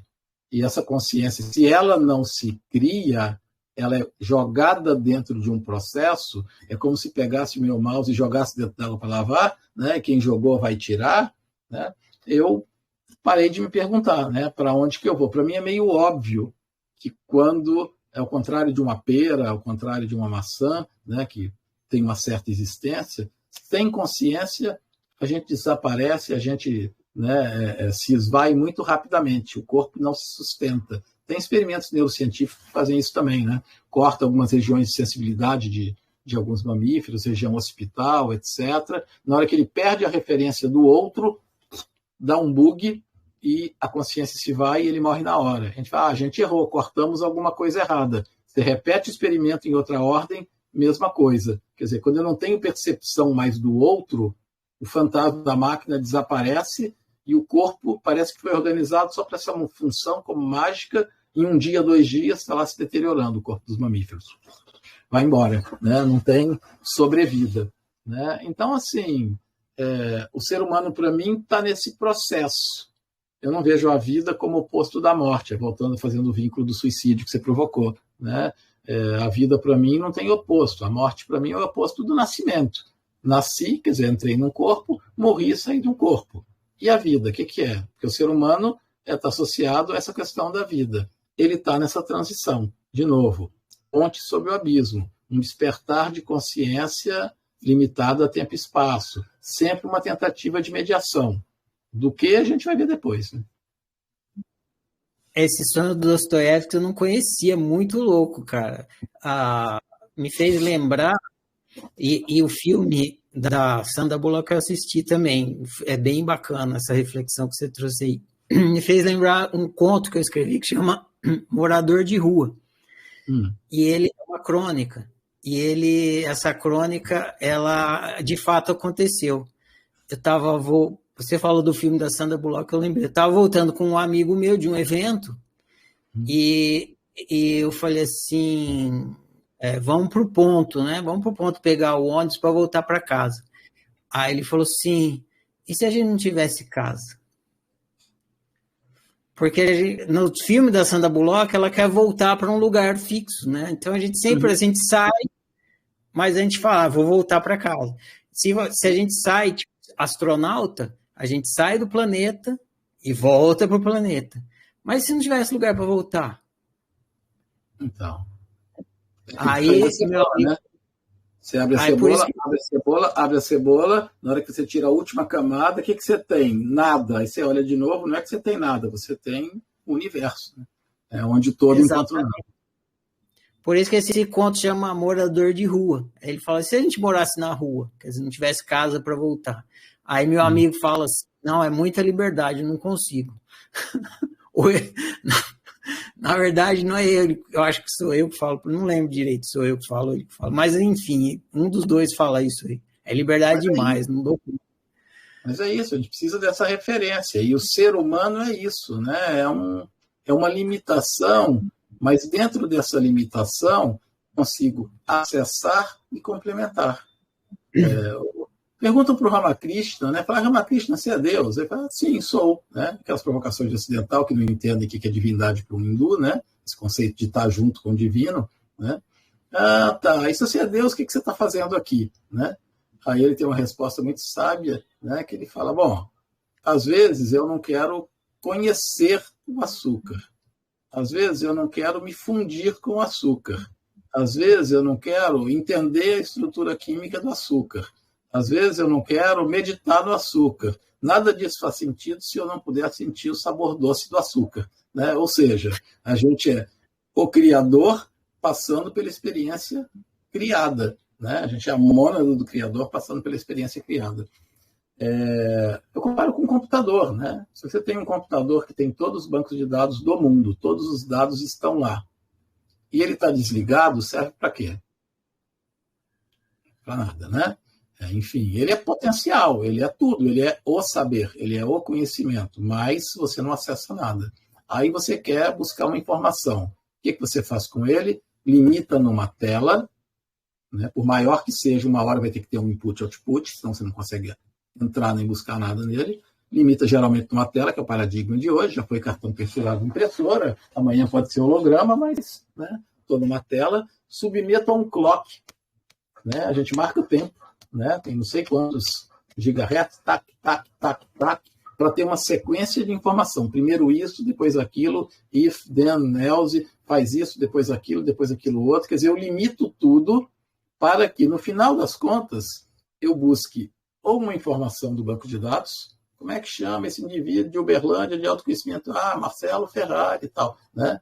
Tantos anos, enfim, morador lá, teve em São Paulo. Então, na verdade, eu estou acessando uma fraçãozinha daquele banco de dados universal, ou eu estou acrescentando novas informações para aqui. Então, eu vou cadastrar um novo sujeito aqui. Lázaro Luiz Trindade Freire e tal, araxaense, morador em São Paulo, psicanalista. Né? Então, assim, mas para eu poder dar sentido para toda a informação acumulada, para o todo de tudo que está ali no mega computador, IBM, enfim, eu preciso limitá-lo num tempo, clock, espaço, né, para que eu receba um pouco daquilo que já foi acontecido antes de mim, ou para que eu viva nova experiência e acrescente para que o todo seja mais todo do que já era. Se eu não faço isso, o Deus computador não tem sentido de ser. Os hindus têm uma brincadeira legal para isso. Né? Eles chamam de brincadeira mesmo, né? Chamam de lila. né, que é uma grande brincadeira divina, né, de você vir, encarnar, passar por aqui, ter algumas experiências, aí você faz algumas besteiras, gera um determinado karma, paga ele, volta, depois você se liberta da roda, volta para lá, mas depois não faz sentido, você acaba voltando para cá num eterno ir e vir, né, numa eterna roda, num eterno movimento. Eu gosto desse conceito, acho que é uma das coisas mais próximas que eu consegui alcançar. Valeu, Lázaro. Legal. Eu não vou dar muita trela para você aqui, senão eu não consigo avançar nas coisas que eu quero chegar. Então tá, então fala que você quer chegar, ué. O que é autoconhecimento? O que é? O que é autoconhecimento? Você ter coragem de olhar para si mesmo, né? Autoconhecimento. Mas eu vou de novo fazer uma definição negativa, né? Não é a imagenzinha do shopping esotérico, né? Não é o ritualzinho do duende doente, né? Tem gente que fala, não é só simplesmente jogar tarô e fazer um sistema divinatório. Até gosto de tarô, gosto de astrologia, mas autoconhecimento, para mim, é literal, né? Só um pouquinho, deixa eu ajustar esse foco aqui da câmera automático. Autoconhecimento, para mim, tem a ver com eu buscar dentro de mim, né, saber um pouco mais sobre o que eu sou. Parte do pressuposto que eu não me conheço. Para usar uma linguagem psicanalítica ou junguiana, parte do pressuposto que existe um sujeito inconsciente em mim mesmo, que é muito maior do que a pequena porção consciente. Em outras palavras, aquilo que eu chamo de eu, de ego, é só o porteiro que pensa que é dono do prédio, né? Ele não sabe nem porque o cara saiu, entrou e tal, mas ele notou, estou sabendo, a moradora do 45 desceu aqui, pegou, sabe nada, o que comprou, o que tinha dentro do pacote, quem brigou, quem não brigou, e acha que está no controle, né? Então, assim, então, para mim, autoconhecimento é qualquer processo, qualquer um, que me permita adentrar com coragem naquelas porções que eu não conheço sobre mim. Se eu não conheço, provavelmente eu não gostaria de ver. Isso pode ter a ver com... Pode ser pela via xamânica? Pode, mas não é o xamanismo em si. Alguém pode utilizar uma ferramenta divinatória e, a partir do que sair do mapa astral, a partir do que sair no tarô, ele fazer uma reflexão, olhar para dentro de si e mudar? Pode, mas não é simplesmente jogar o tarô, né? Um terapeuta esotérico talvez possa dar uma chave que o cara comece a mudar? Pode, mas não é simplesmente pagar o terapeuta esotérico, entendeu? As pessoas confundem muito esse meio com o fim, né? Se você vai ter esse autoconhecimento vendo um filme, se identificando num personagem lá da Marvel e caindo sua ficha, puta, fiz besteira, entendi que, eu detestava esse personagem, mas eu tô vendo que no fundo eu sou igualzinho a ele, mudou, para mim é autoconhecimento. O que a gente faz em psicanálise é tentar trabalhar nisso, né? É só uma conversa? Mas era uma conversa técnica que tenta volta e meia cutucar, mexer no padrão. Mas isso eu já sabia, mas esqueceu, né? E aí, à medida que eu vou consolidando, eu passo a perceber onde é o caminho, né? Então, assim, eu posso atingi-lo via filosofia, posso atingi-lo via psicanálise, posso utilizar meditação, mas só fazer ficar falando Om Namah Shivaya, né? E, babando o ovo do guru, e não trazendo isso para dentro de si de uma maneira incômoda, não adianta, né? Dando passe no centro espírita, mas de vez em quando não lidando com a sombra, não fazendo a reforma íntima, não adianta. Indo na igreja evangélica, mas de repente não fazendo orar e vigiar e percebendo o ladinho mais feio, né? E o demônio dentro de si, para poder tentar combater os de fora, para mim não é autoconhecimento, né? Então, está mais a ver com esse processo mesmo, né? Com a consciência de que temos o inconsciente e que, não vou dizer devemos, né? Mas que há uma possibilidade da gente buscá-lo, né? E, para isso, a humanidade sempre teve inúmeros caminhos. E para que serve o autoconhecimento? Sumiu o meu som de novo, espera aí. Vê aí. Fique tranquilo que a gente ouviu. Pronto, voltamos. A gente ouviu e continua te ouvindo. Para que serve o autoconhecimento, Lázaro? Já respondi. Mas, então, faz um short agora. Fazer short não é comigo, foi entrevistado errado. Mas, enfim. Não, então, eu acho que não vale a pena, né? Usando o Sócrates lá, quer dizer, uma vida que não pode ser analisada não vale a pena ser vivida, né? A maioria das pessoas serve para eu ter consciência, para eu ser mais do que eu sou, né? Para eu realizar meus potenciais, para encontrar o sonho que me permite morrer, para eu me individuar, né? Ou seja, me tornar um indivíduo. Veja bem, estou dizendo que a gente não é. Porque se eu faço atividades que eu não sei porque eu sonho, eu não sei porque eu repito um padrão, porque eu atraio as mesmas pessoas, porque eu não consigo resolver um problema que é evidente que eu tenho e eu ainda continuo caindo nele o tempo todo, é óbvio que tem no mínimo dois dentro de mim, né? Então, serve para eu me aproximar, para que o núcleo da minha personalidade se aproxime mais daquele verdadeiro eu, que não é esse ego, não é a persona. Beleza. O que o ser humano quer? O que o ser humano quer? Cara, Vivekananda, ele fala que, assim, o Paulo de Tarso falou que no futuro haverá um só rebanho e um só pastor. Aí o Vivekananda, que é discípulo do Ramakrishna, que eu já citei, corrigiu, dizendo assim, não é que vai haver um só rebanho e um só pastor. No futuro haverá tantas religiões quanto forem os homens, não é que vai ser uma religião só para o homem, né? Então, se vai ter tantas religações quanto forem os homens, eu acredito nisso, o que o ser humano quer? Ora, né? O ser humano quer o que cada indivíduo quiser, né? Não consigo fazer uma generalização, né, de o que todo mundo quer enquanto humanidade. Eu acho que aí a gente tem uma função do autoconhecimento, né? O que você quer? Qual que é, né? Your truly desire, que nem diz o Your truly desire, igual diz o Lúcifer lá, né? Então, o que realmente você deseja, né? Isso não é só luciferiano, não, né? É bem lacaniano, né? Lacan mesmo, ele vai colocar assim que desejo não é gozo. O nosso desejo é uma coisa que é muito indefinida, que a gente buscar, né? No fundo, a gente se move por ele e não sabe direito o que é. Então, eu acho que o ser humano tenta encontrar e realizar o seu desejo, mas o desejo dele não é o que ele pensa que é o desejo dele. Quando o cara fala, meu desejo é estar numa praia, na aposentadoria, está muito definidinho, pode ficar tranquilo que não é desejo, é gozo. Ele ainda está projetando isso numa fantasia, num mito de realização, porque ele não encontrou ainda o seu verdadeiro desejo. Beleza. E o que é sofrimento, Lázaro? Ai. Sofrimento psíquico, né? Tá fora de si. Definições, né? Você está perguntando definições para o junguiano, cara, né? Acho que tem sofrimentos.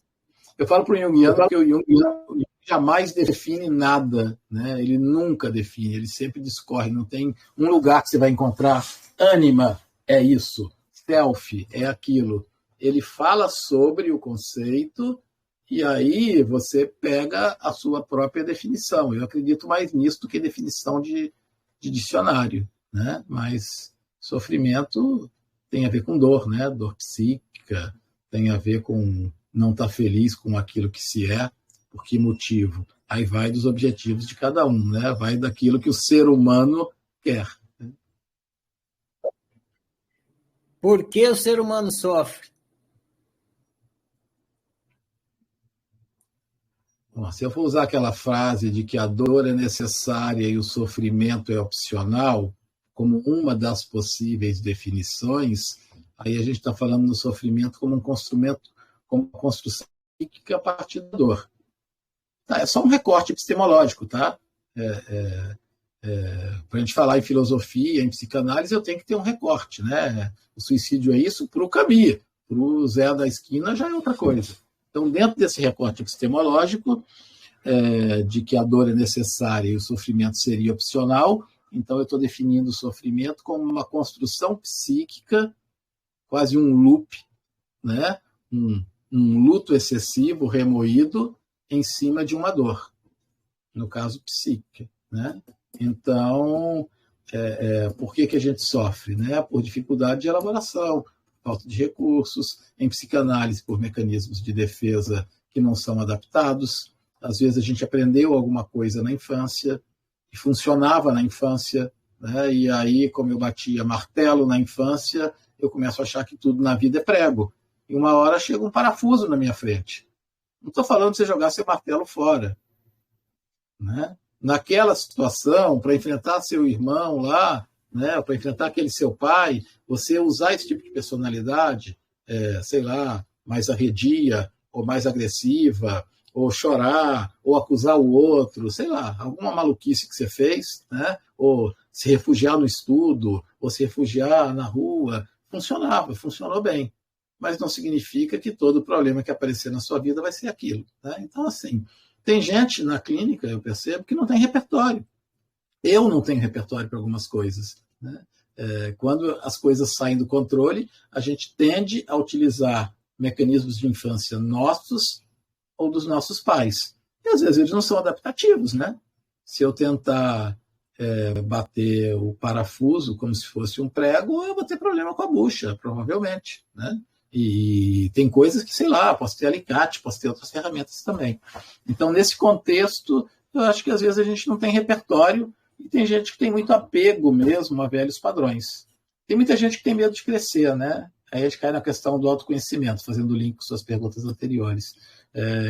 Vejo que tem gente que, no fundo, não quer, né? Ele quer terapia para arrumar um remedinho para dor de cabeça. Me diz aí o que eu tenho que fazer, né? Mas quando o buraco aperta, né, a pessoa espana. Aí, claro, né, vai sofrer, o que não é ruim. É ruim, né? Cada um vai até onde quer, pode, consegue e merece, né? Aguenta. Quer dizer, tem gente que quer pagar o carro em, sei lá, em 50 meses, em 100 meses. Cara, você vai pagar 3 carros, né? Mas tudo bem, é o que você consegue no bolso, eu não recomendo, eu baixaria a bola. Mas também não dá para comprar em 3 prestações, né? Você tem que ter muito bala na agulha, né? Então, assim, 12 prestações é pouco para comprar o carro. 10 anos é muito. Quanto que eu consigo? Aí é com você, né? Quanto mais tempo você demora, mais aliviado fica. Mas talvez o tanto de energia que você sofreu, o tanto de energia que você gastou, não valeu a pena. Às vezes era melhor dar uma apertadinha a mais, né, na causa para ficar logo livre daquilo e poder usufruir e sofrer. Quem sou eu para julgar? Eu tenho paciente que às vezes leva 10 anos para resolver uma coisa que o outro resolve em 5 meses. Mas é o tempo dele, né? Às vezes eu brinco com alguns, né? Você quer elaborar esse luto em 3 meses, 3 anos ou 30 anos? Para mim, como psicanalítica, é ótimo você levar 30 anos. Vou estar aqui, vou estar ganhando meu dinheiro, vou estar te ajudando, né? Mas eu acho que para você é tempo demais, né? Enfim, mas às vezes por medo as pessoas sofrem, né? Preferem pagar um aluguel para si próprios, né? Um pedágio para si próprio do que se resolver. É possível não sofrer, Lázaro?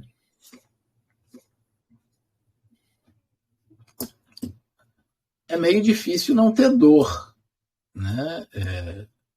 Se eu penso no sofrimento como uma postura, eu posso tentar fazer um trabalho para aliviar o sofrimento, né? Para diminuir a minha resistência à dor, né? Mas eu acho que a dor é necessária. A condição humana implica alto e baixo, né? Quente e frio. A gente tem uma harmonia dos opostos, né? Então, quando tem inverno, aproveita, né? Toma seu chocolate quente, porque já já vai ter verão. Não reclama do frio, porque ele vai passar e já já você está reclamando do calorão. E no calorão, toma limonada, vai para a piscina, né? Acho que isso é cíclico da vida. Se fosse só calor, eu ia reclamar de uma outra coisa, né? Se fosse só frio, eu ia reclamar de outra coisa. Então, eu acho que é natural que haja, né?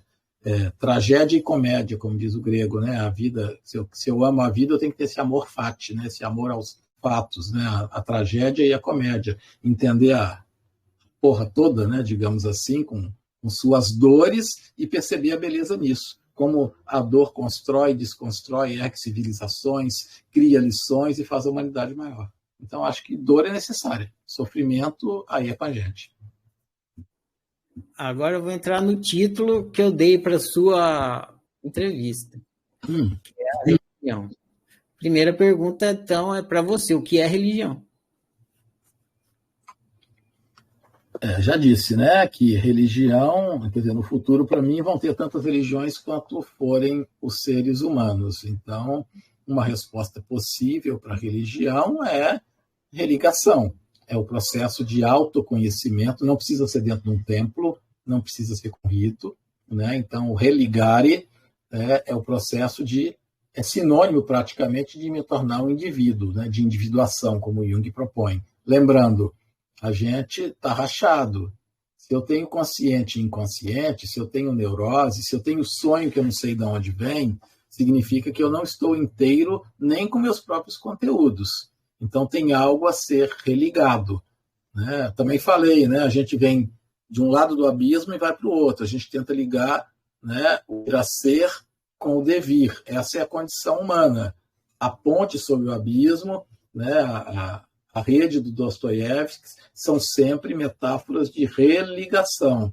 A psicoterapia tenta encontrar o sonho que permite morrer, tenta fazer com que a pessoa tenha um pouquinho mais de luz sobre o processo dela. Então ela vai ficando mais perto de se tornar um indivíduo, ou seja, todos temos dupla, tripla personalidade. E uma grande obra é tentar ficar mais próximo de ser um. Em outras palavras, religar, né? E nesse aspecto eu acho que toda religião é boa. Toda religião é boa, né? Elas, independente se eu acredito, sei lá, em nada, ou no unicórnio azul, ou no Krishna, ou no Jesus, ou no Buda, porque todas elas dão algumas vias de autoconhecimento, dão algumas vias éticas, ainda que a ética humana não seja igual ao taoísta, dão algumas vias de interiorização, embora algumas sejam notavelmente melhores em meditação que as outras melhores em filosofia, outras melhores em ritos, enfim. Todas elas dão uma via simbólica para o ser humano interiorizar aquilo que não consegue, embora algumas sejam mais pobres ou mais ricas em ritos. Então, assim, acho que a gente precisa de mais religião. Beleza. Agora eu vou fazer exatamente o título da entrevista. Religião se discute? Opa! Sim ou não? Opa! A única coisa que não se discute mais é futebol enquanto o Cruzeiro estiver ruim, mas se ele melhorar, a gente volta a discutir futebol também. Claro que se discute. Filósofo com ênfase em ciência da religião. É óbvio que a gente discute, a gente escreve, a gente fala, a gente troca, né? Claro que sim, né? O que a gente não faz com religião, o problema está justamente do contrário, né? É quando eu passo a ser sectário. Porque no momento em que eu não discuto, aí é que eu tenho a sombra disso. Porque se eu não discuto, eu tenho a minha verdade. E a minha verdade é absoluta. E aí eu não ouço a do outro. E é nesse ponto que vem o discutir, entre aspas, né? Discutir como sinônimo de brigar. Porque se eu tenho a verdade absoluta e você está errado, e ainda tenho uma missão proselitista de levar a luz para o mundo, que várias religiões têm, é óbvio que eu vou tentar conquistar a sua mente, te invadir. Aí, por não discutir a religião, a gente discute, no sentido briga, né, no outro lado do sinônimo, a partir da religião. É importante a gente discutir religião para não discutir por religião. Você tem uma religião particular que você executa? Então, eu sou sacerdote no paganismo celta, né? Então, sou sacerdote, então tenho um compromisso, tenho um vínculo, tenho um juramento. Enfim, tenho espada, né? Mas o paganismo, ele é uma religião bastante eclética, né? O paganismo é a Umbanda da Inglaterra, né? Enfim, ali aconteceu...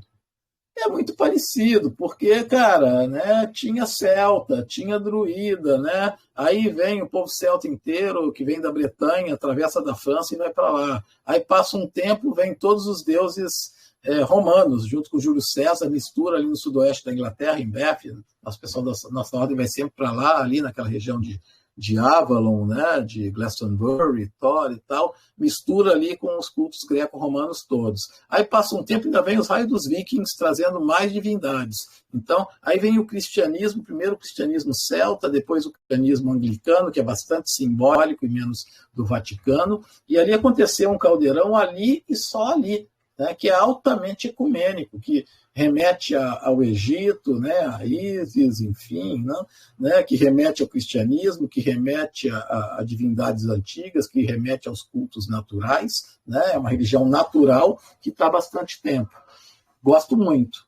E a outra é a primeira religião quase que eu nasci, que foi a Umbanda, que também eu estou falando, né, a Umbanda é a bruxaria daqui, a religião natural daqui, porque também é bastante democrática, né? Vem padre, vem puta, pode vir também, incorpora aí, vamos junto. Agora apareceu índio, legal, tinha índio aqui, vamos embora. Os pretos chegaram, puta, legal, preto velho, vamos chegar junto, né? Cigana, boiadeiro, enfim, vem pro bem, vem, né?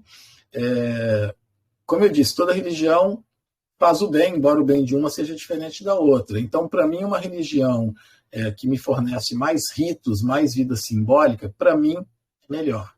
Né? Porque a ética é muito relativa, né? É relativa a um determinado aspecto. E essas duas, particularmente, são bastante simbólicas. No fundo, como eu disse, não importa, né, se é Iemanjá, é negra, branca, se Deus tinha olho azul, se Jesus tinha olho azul, se não tinha, se Krishna nasceu de virgem, se Jesus nasceu de virgem, se Mitra nasceu de virgem ou não. Quer dizer, a gente colore com nossos mitos. Mas a essência da questão é o simbólico, né? A essência é aquilo que eu consigo introjetar.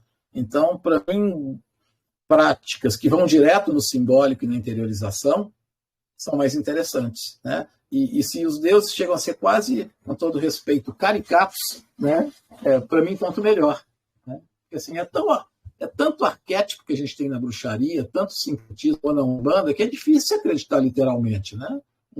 Um negro dificilmente ficava até 90 anos, 100 anos como escravo para virar um velhinho sábio como arquétipo. Os caras morriam de chibata com 20, 30 anos. Né? Então, assim, há um arquétipo do velho sábio, humilde, negro, associado à cultura afro. Então, assim, quando fica muito evidente que a gente está falando com arquétipos, né, com estereótipos do malandro, do Zé Pilintra, da prostituta, da Maria Padilha, etc., né? Aí, cara, eu já não estou discutindo mais pela a epistemologia, né, a coisa em si, né, o sexo dos anjos, literalmente. Mas aí eu estou na essência. Então, para mim, religiões... eu tenho mais carinho por religiões cuja seriedade está em não se levar tanto a sério, né, e já direto na essência do mito, na essência do símbolo. Legal. E você foi de uma Umbanda para outra, né? Vocês que estão escutando aí, se vocês tiverem pergunta, pode levantar a mão, que já daqui eu vou fazer mais uma pergunta aqui, aí depois, se vocês tiverem mão levantada, eu abro para vocês. Tá bom. Tinha uma pessoa aí que tinha perguntado numa hora, ou então só estava testando o microfone. Lázaro, existe religião sem Deus? Sim, sim. O budismo é quase uma religião sem Deus, né? E tem práticas que não entram na característica específica da divindade em si. Sei lá, na maçonaria, no Brasil a maçonaria foi muito distorcida por política, etc., mas na essência maçônica, por exemplo, não importa muito para que Deus você crê. Né? A gente está falando de um princípio maior. Né? Como eu estou dizendo, né? Se o que importa é o ético, e toda religião tem algo ético, importa o simbólico, né? Importa o meditativo, e toda religião, de alguma maneira, coloca isso. Importa a mitologia existencial, né? A busca de sentido, e toda religião tenta, de alguma maneira, responder essa questão do sentido. Se importa o humanismo, e praticamente toda religião tenta fazer uma caridade, tenta ter uma empatia, tenta ter compaixão pelo semelhante. O Deus é acessório da religião. E como eu disse, né, os deuses são caricatos, né? Os arquétipos criam os deuses. Cada povo cria deuses às suas imagens e semelhanças. O que motiva tudo isso mesmo lá atrás, a gente nunca vai saber, né? Pelo menos não nesse estado de consciência. Então, para mim, é meio irrelevante, né? O Deus de barba branca, você quer acreditar que é o universo. Eu, particularmente, entendo o divino como imanente. Eu não penso no divino como transcendente, alguma coisa que está além de mim. Eu penso, particularmente, quase como se Deus fosse o oceano e a gente fosse a gota d'água. Se eu tirar todas as gotas d'água, acabou, acabou com Deus, acabou o oceano. Mas também o contrário, se eu tirar o oceano, as gotas d'água foram embora, né? Então, assim, é parte no todo, né? Deus é praticamente o coletivo da divindade individual. Está em tudo e está em todos. Ou seja, né, como eu sempre falo, as suas células não conhecem o Ferrari. Ferrari é uma abstração. Ferrari é um Deus invisível. Se a célula do dedinho chegar no cérebro, só vai encontrar neurônio. Vai falar, você está acreditando em Ferrari? Isso não existe, é só coincidência. O que está acontecendo aqui é que uma célula está mexendo, comprimindo, expandindo o tecido muscular, corda vocal, e isso está mexendo no som, se a célula for cética. Se a célula for crente, né, na hora que ela estiver sendo atacada por um vírus, ela vai falar que aquilo ali é um Exu, um demônio, etc. Vai mandar um sinal eletroquímico para o cérebro, né? Parecido com a prece, porque é eletroquímico, né? São íons, enfim, sinapses, manda para lá. E aí o coletivo das células, o coletivo dos neurônios, não é um lugar específico do cérebro, o coletivo sistêmico daquilo manda o glóbulo branco, que é uma espécie de amparador, mentor, anjo da guarda, santo, para poder protegê-la, né? Então eu tenho uma visão mais sistêmica assim, do todo, né? Tipo, o todo está em tudo e a gente está no todo também. Aí é meio irrelevante. Então por que você tem imagem de Iemanjá ali, de Hades, de Ogum e de Xangô? Como eu disse, né? Nós criamos deuses às nossas imagens e semelhanças. A gente usa arquétipos projetados em determinadas culturas para poder lidar com determinadas frações desse todo, dessa divindade. Beleza, entendi. Vou indo para os finalmente aqui. Se alguém tiver pergunta, só levantar a mão. Eu vou prosseguindo aqui. Lázaro, quando uma pessoa chega até você, o que ela está procurando? Tem de tudo. Tem de tudo. Você fala em consultório? Principalmente em consultório, né? Que a pessoa... Não, porque tem consultório, tem gente que procura pela espiritualidade também, né? Sou sacerdote em algumas linhas, enfim. No consultório tem de tudo, cara. Né? Assim, a psicanálise ela pode trabalhar só com autoconhecimento. Eu trabalho numa abordagem que tem um diálogo mais espiritualista, então tem gente que usa, embora tenha um fundo psicanalítico na prática, faça quase que uma mentoria, tem gente que quer compartilhar, quer validação, tem gente que usa quase como palestra, tem gente que tem neuroses profundas, né? Tem suicidas, tem terapia de casal, aí tem de tudo, tem todo tipo de coisa, né? Enfim, eu gosto muito quando a pessoa não precisa de sofrimento psíquico, mas recebo muito bem quem vem por sofrimento, né?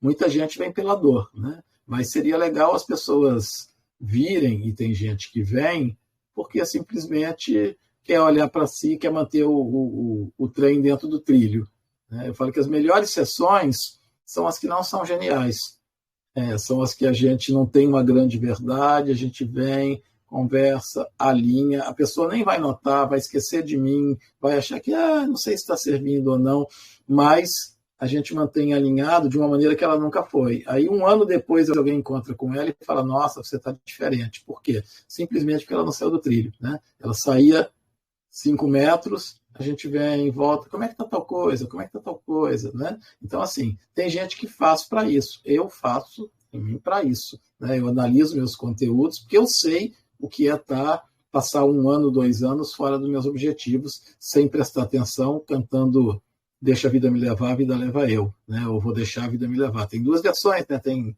versão pagode e tem versão rock and roll, né? De tanto que o brasileiro gosta da alienação, né? Tem a do Skank e tem a do Zeca Pagodinho.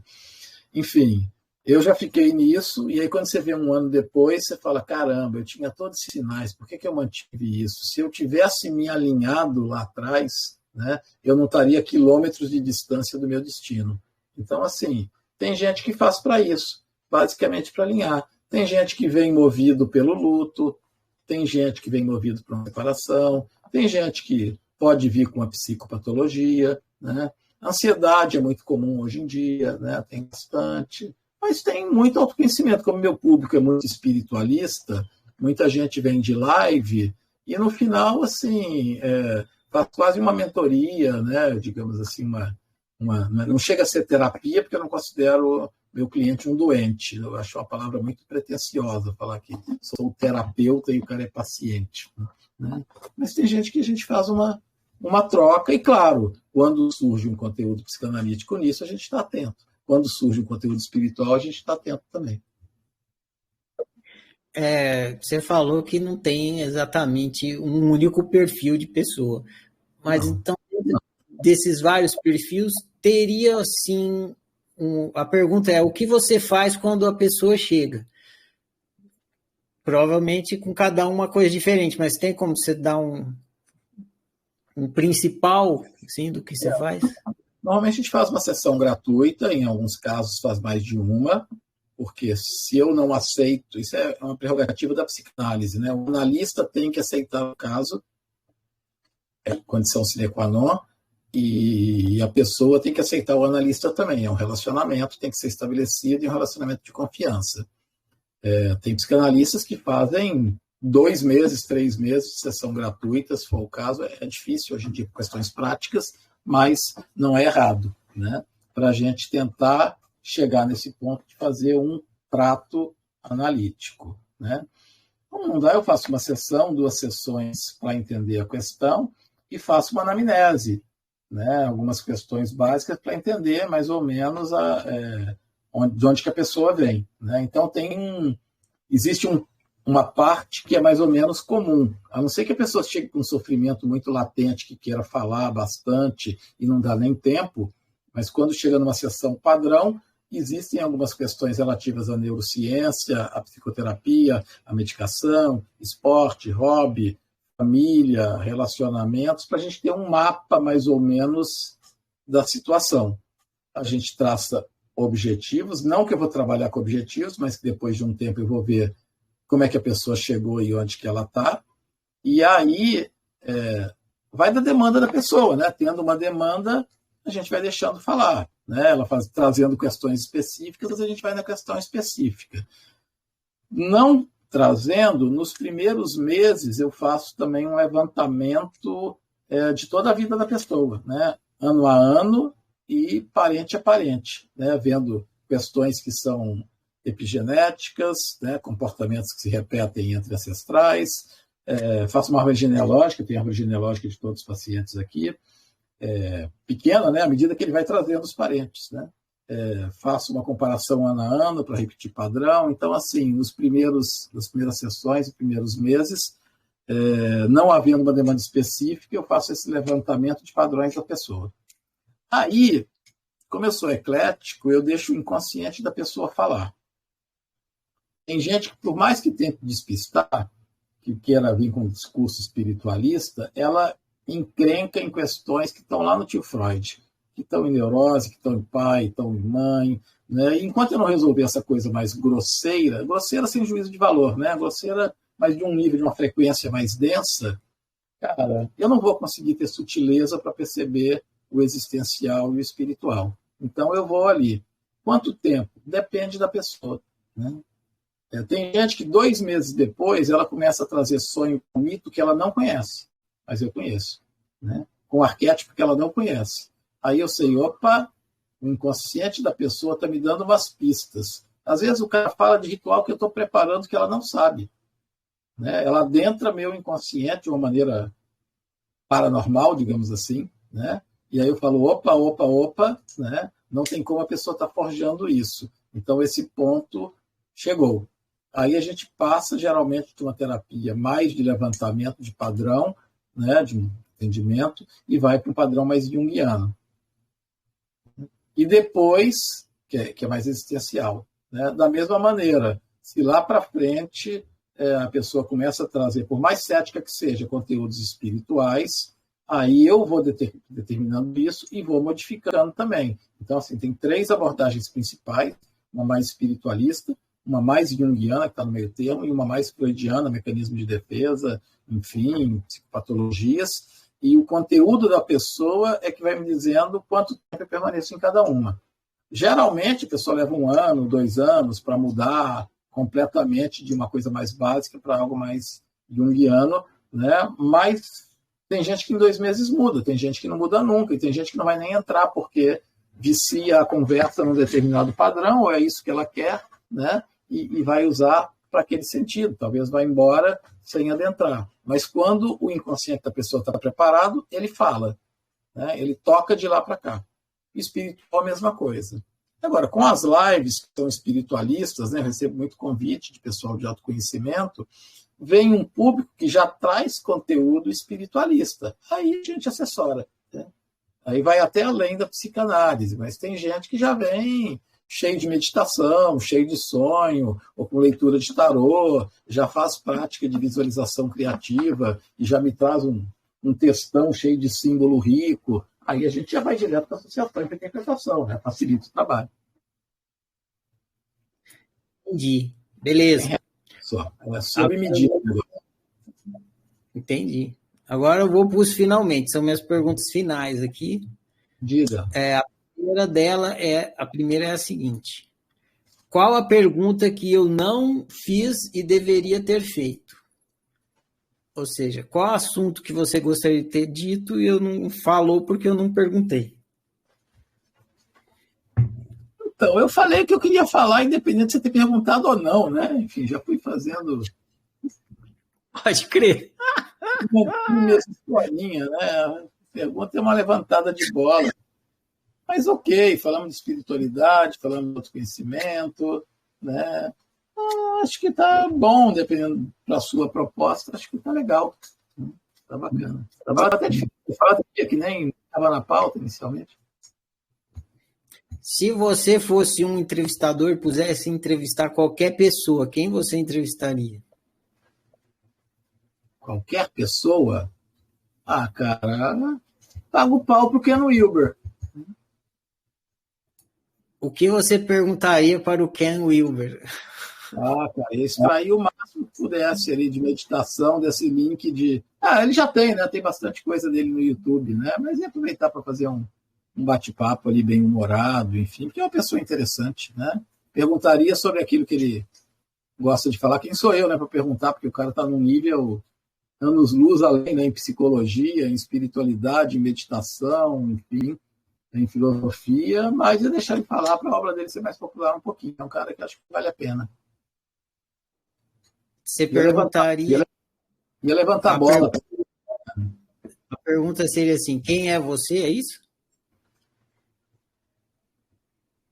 Não, eu acho que eu ia explorar alguns aspectos entre espiritualidade e religião, por exemplo, né? Porque é o interesse, eu sou suspeito, né?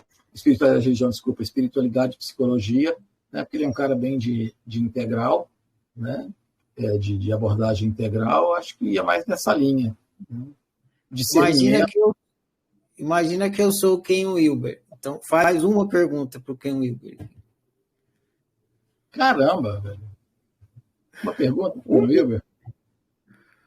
Ok. Me conte um pouco aí das suas experiências transpessoais na meditação. Beleza.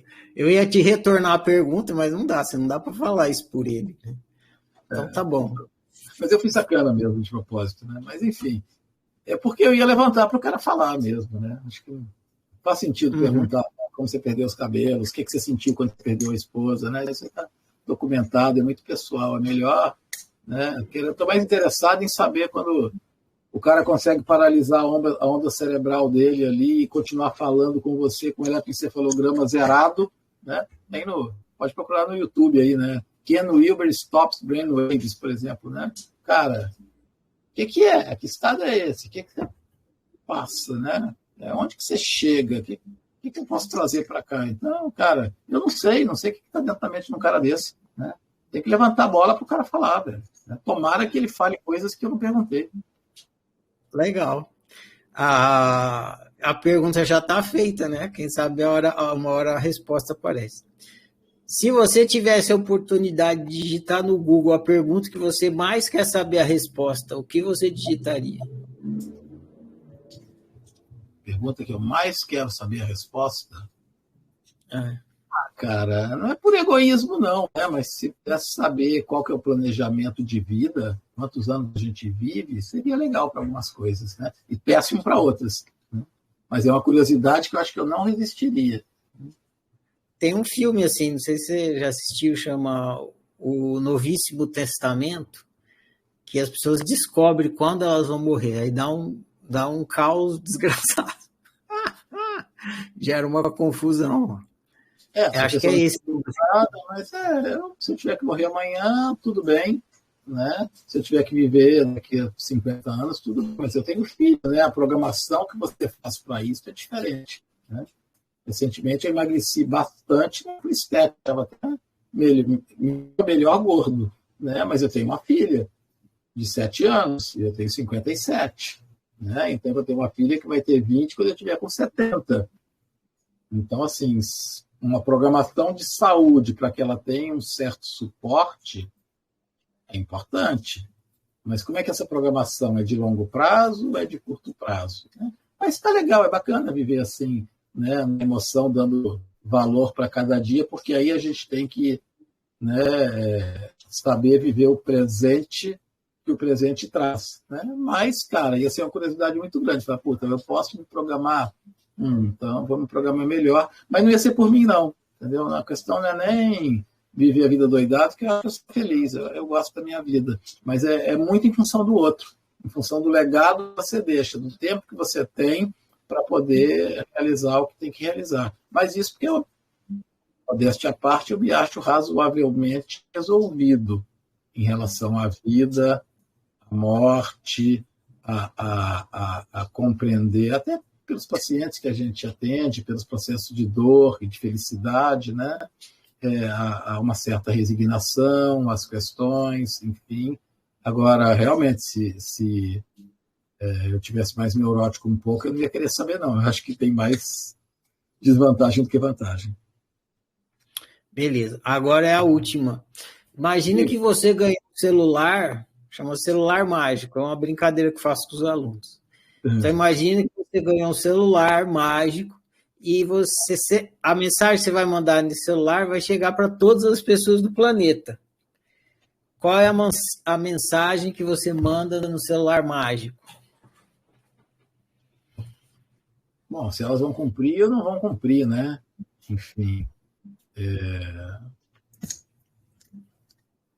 Eu acho que uma mensagem anote seus sonhos e leia depois. Cara, isso resume um monte de coisa. Beleza. Está enviada a mensagem. Anotarem os sonhos, velho, né? Eu só falo isso, anota, põe no caderninho, entendeu? Daqui a 6 meses você lê, daqui a 1 ano, 2 anos você lê, aí você vai me procurar. Só faz isso. Eu podia falar, siga o fluxo, escute seu coração, né? Preste atenção, mas o sonho vai te dar tudo isso. Entendeu? Use filtro solar, né? Hã? Use filtro solar. Não tem E o fluxo eu acho uma coisa importante. Viver o caminho do meio eu acho uma coisa muito importante, né? Cara, valorizar o presente, a vida no eu aqui e agora, isso eu acho muito importante, né? Assim, as pessoas que procuram a gente na clínica com sofrimento saíram do eu aqui e agora, estão se comparando com o futuro, tendo ansiedade, com o passado, estão no processo de luto, enfim, né? Mas acontece que tudo isso é tratado pelo inconsciente. Até o espiritual é tratado pelo inconsciente. Quer dizer, o sonho é uma carta que Deus te manda todos os dias você pega e rasga. Não abre, não lê. Vai para terapia, não anotei, não. É porque eu fiquei até tarde vendo celular, não me preocupei. Falei, cara, mas tem técnica, né? Não. Cara, compra o raio de um despertador qualquer, que, né, eu tenho uns despertadores aqui que vão colocando luz aos poucos, sei lá, tem 1000 técnicas, tem 1000 artigos aí, né, que dão dicas de como melhorar. Cara, tenta, né? Se não conseguir com sonho, tenta com meditação, mas tenta se escutar, né? Porque assim, o caminho da sua felicidade, do futuro, do sobrenatural até, né, da neurose, da autorrealização, seu coração, o seu self, seu maior, está falando o tempo todo. Eu não tenho a menor dúvida. São 2.000 sessões por ano, cara. Eu escuto sonho de muita gente, eu anoto meus sonhos há muito tempo, eu presto atenção em sinais há muito tempo, cara. O tempo inteiro tá lá, só que tá falando baixinho, e a gente joga fora. O coração fala baixinho e a gente faz barulho e não escuta, toca o tambor, né? Ele fala baixinho e eu aumento o som da TV para não escutar, né? A gente vai para terapia e fica falando do casinho do Tinder, né? Ok, nada contra, faz parte também, né? Cada um com seus dilemas, né? Mas a gente faz de tudo para não entrar em contato. Depois sofre, não sabe por quê, né? Mas faz isso, velho. Anota. Daqui a 2 anos você lê. Aí você vai ver, caramba, como é que isso aqui me foi avisado? Como é que há 2 anos atrás eu já sabia que ia estar nesse lugar? Como é que nesse sonho aqui de 2019 tem fragmentos de um lugar que eu nunca saberia que eu ia estar aqui? E como é que tem esse cara apareceu tirando sarro da minha cara, né, me zoando dentro do sonho por um erro que eu só vinha cometer 1 ano e meio depois? Aí você vai se assustar, entendeu? Foi nessa hora que eu larguei a informática e vim para cá, porque eu falei, cara, eu não sei o que é a Matrix, não faz o menor sentido, mas não é o que parece, essa realidade não é o que está parecendo, não tem como ser, porque senão essa questão dos sonhos não seria possível, né? Tem algo diferente, eu estou numa simulação de alguma coisa, não sei nem quem eu sou, velho, e nada passou a fazer mais sentido para mim do que buscar isso, né? Por isso que é uma dica que eu sempre faço em palestra. Anota e depois a gente conversa. Chegamos ao fim aqui. Agora você pode ir lá na sua viagem para Belo Horizonte. Eu te agradeço você ter concedido a entrevista aqui, agradeço o papo, agradeço tudo que você trouxe aqui.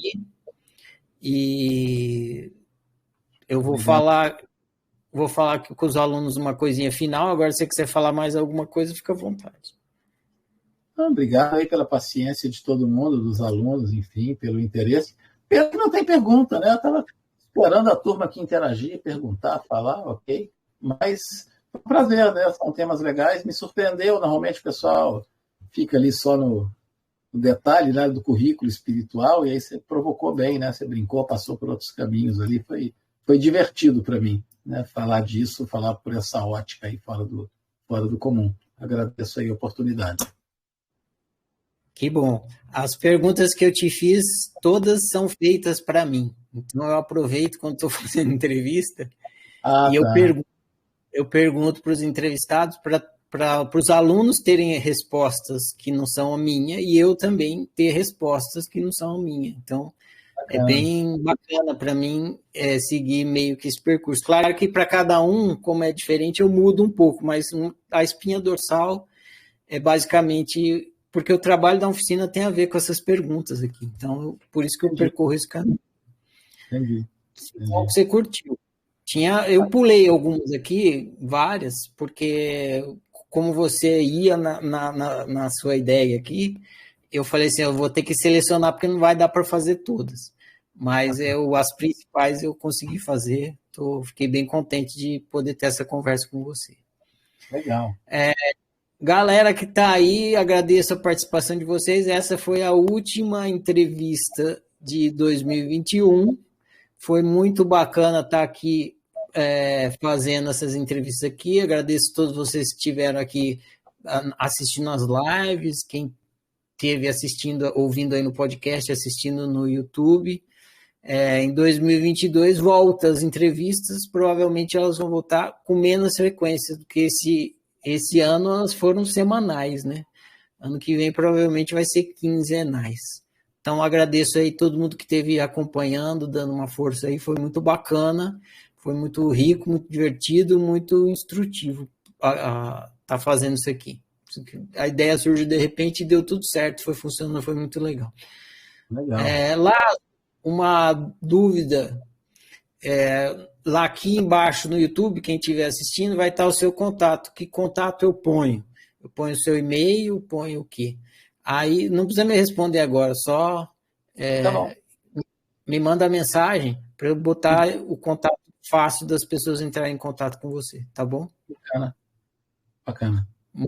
Pode ser aqui no Telegram, de preferência no Telegram.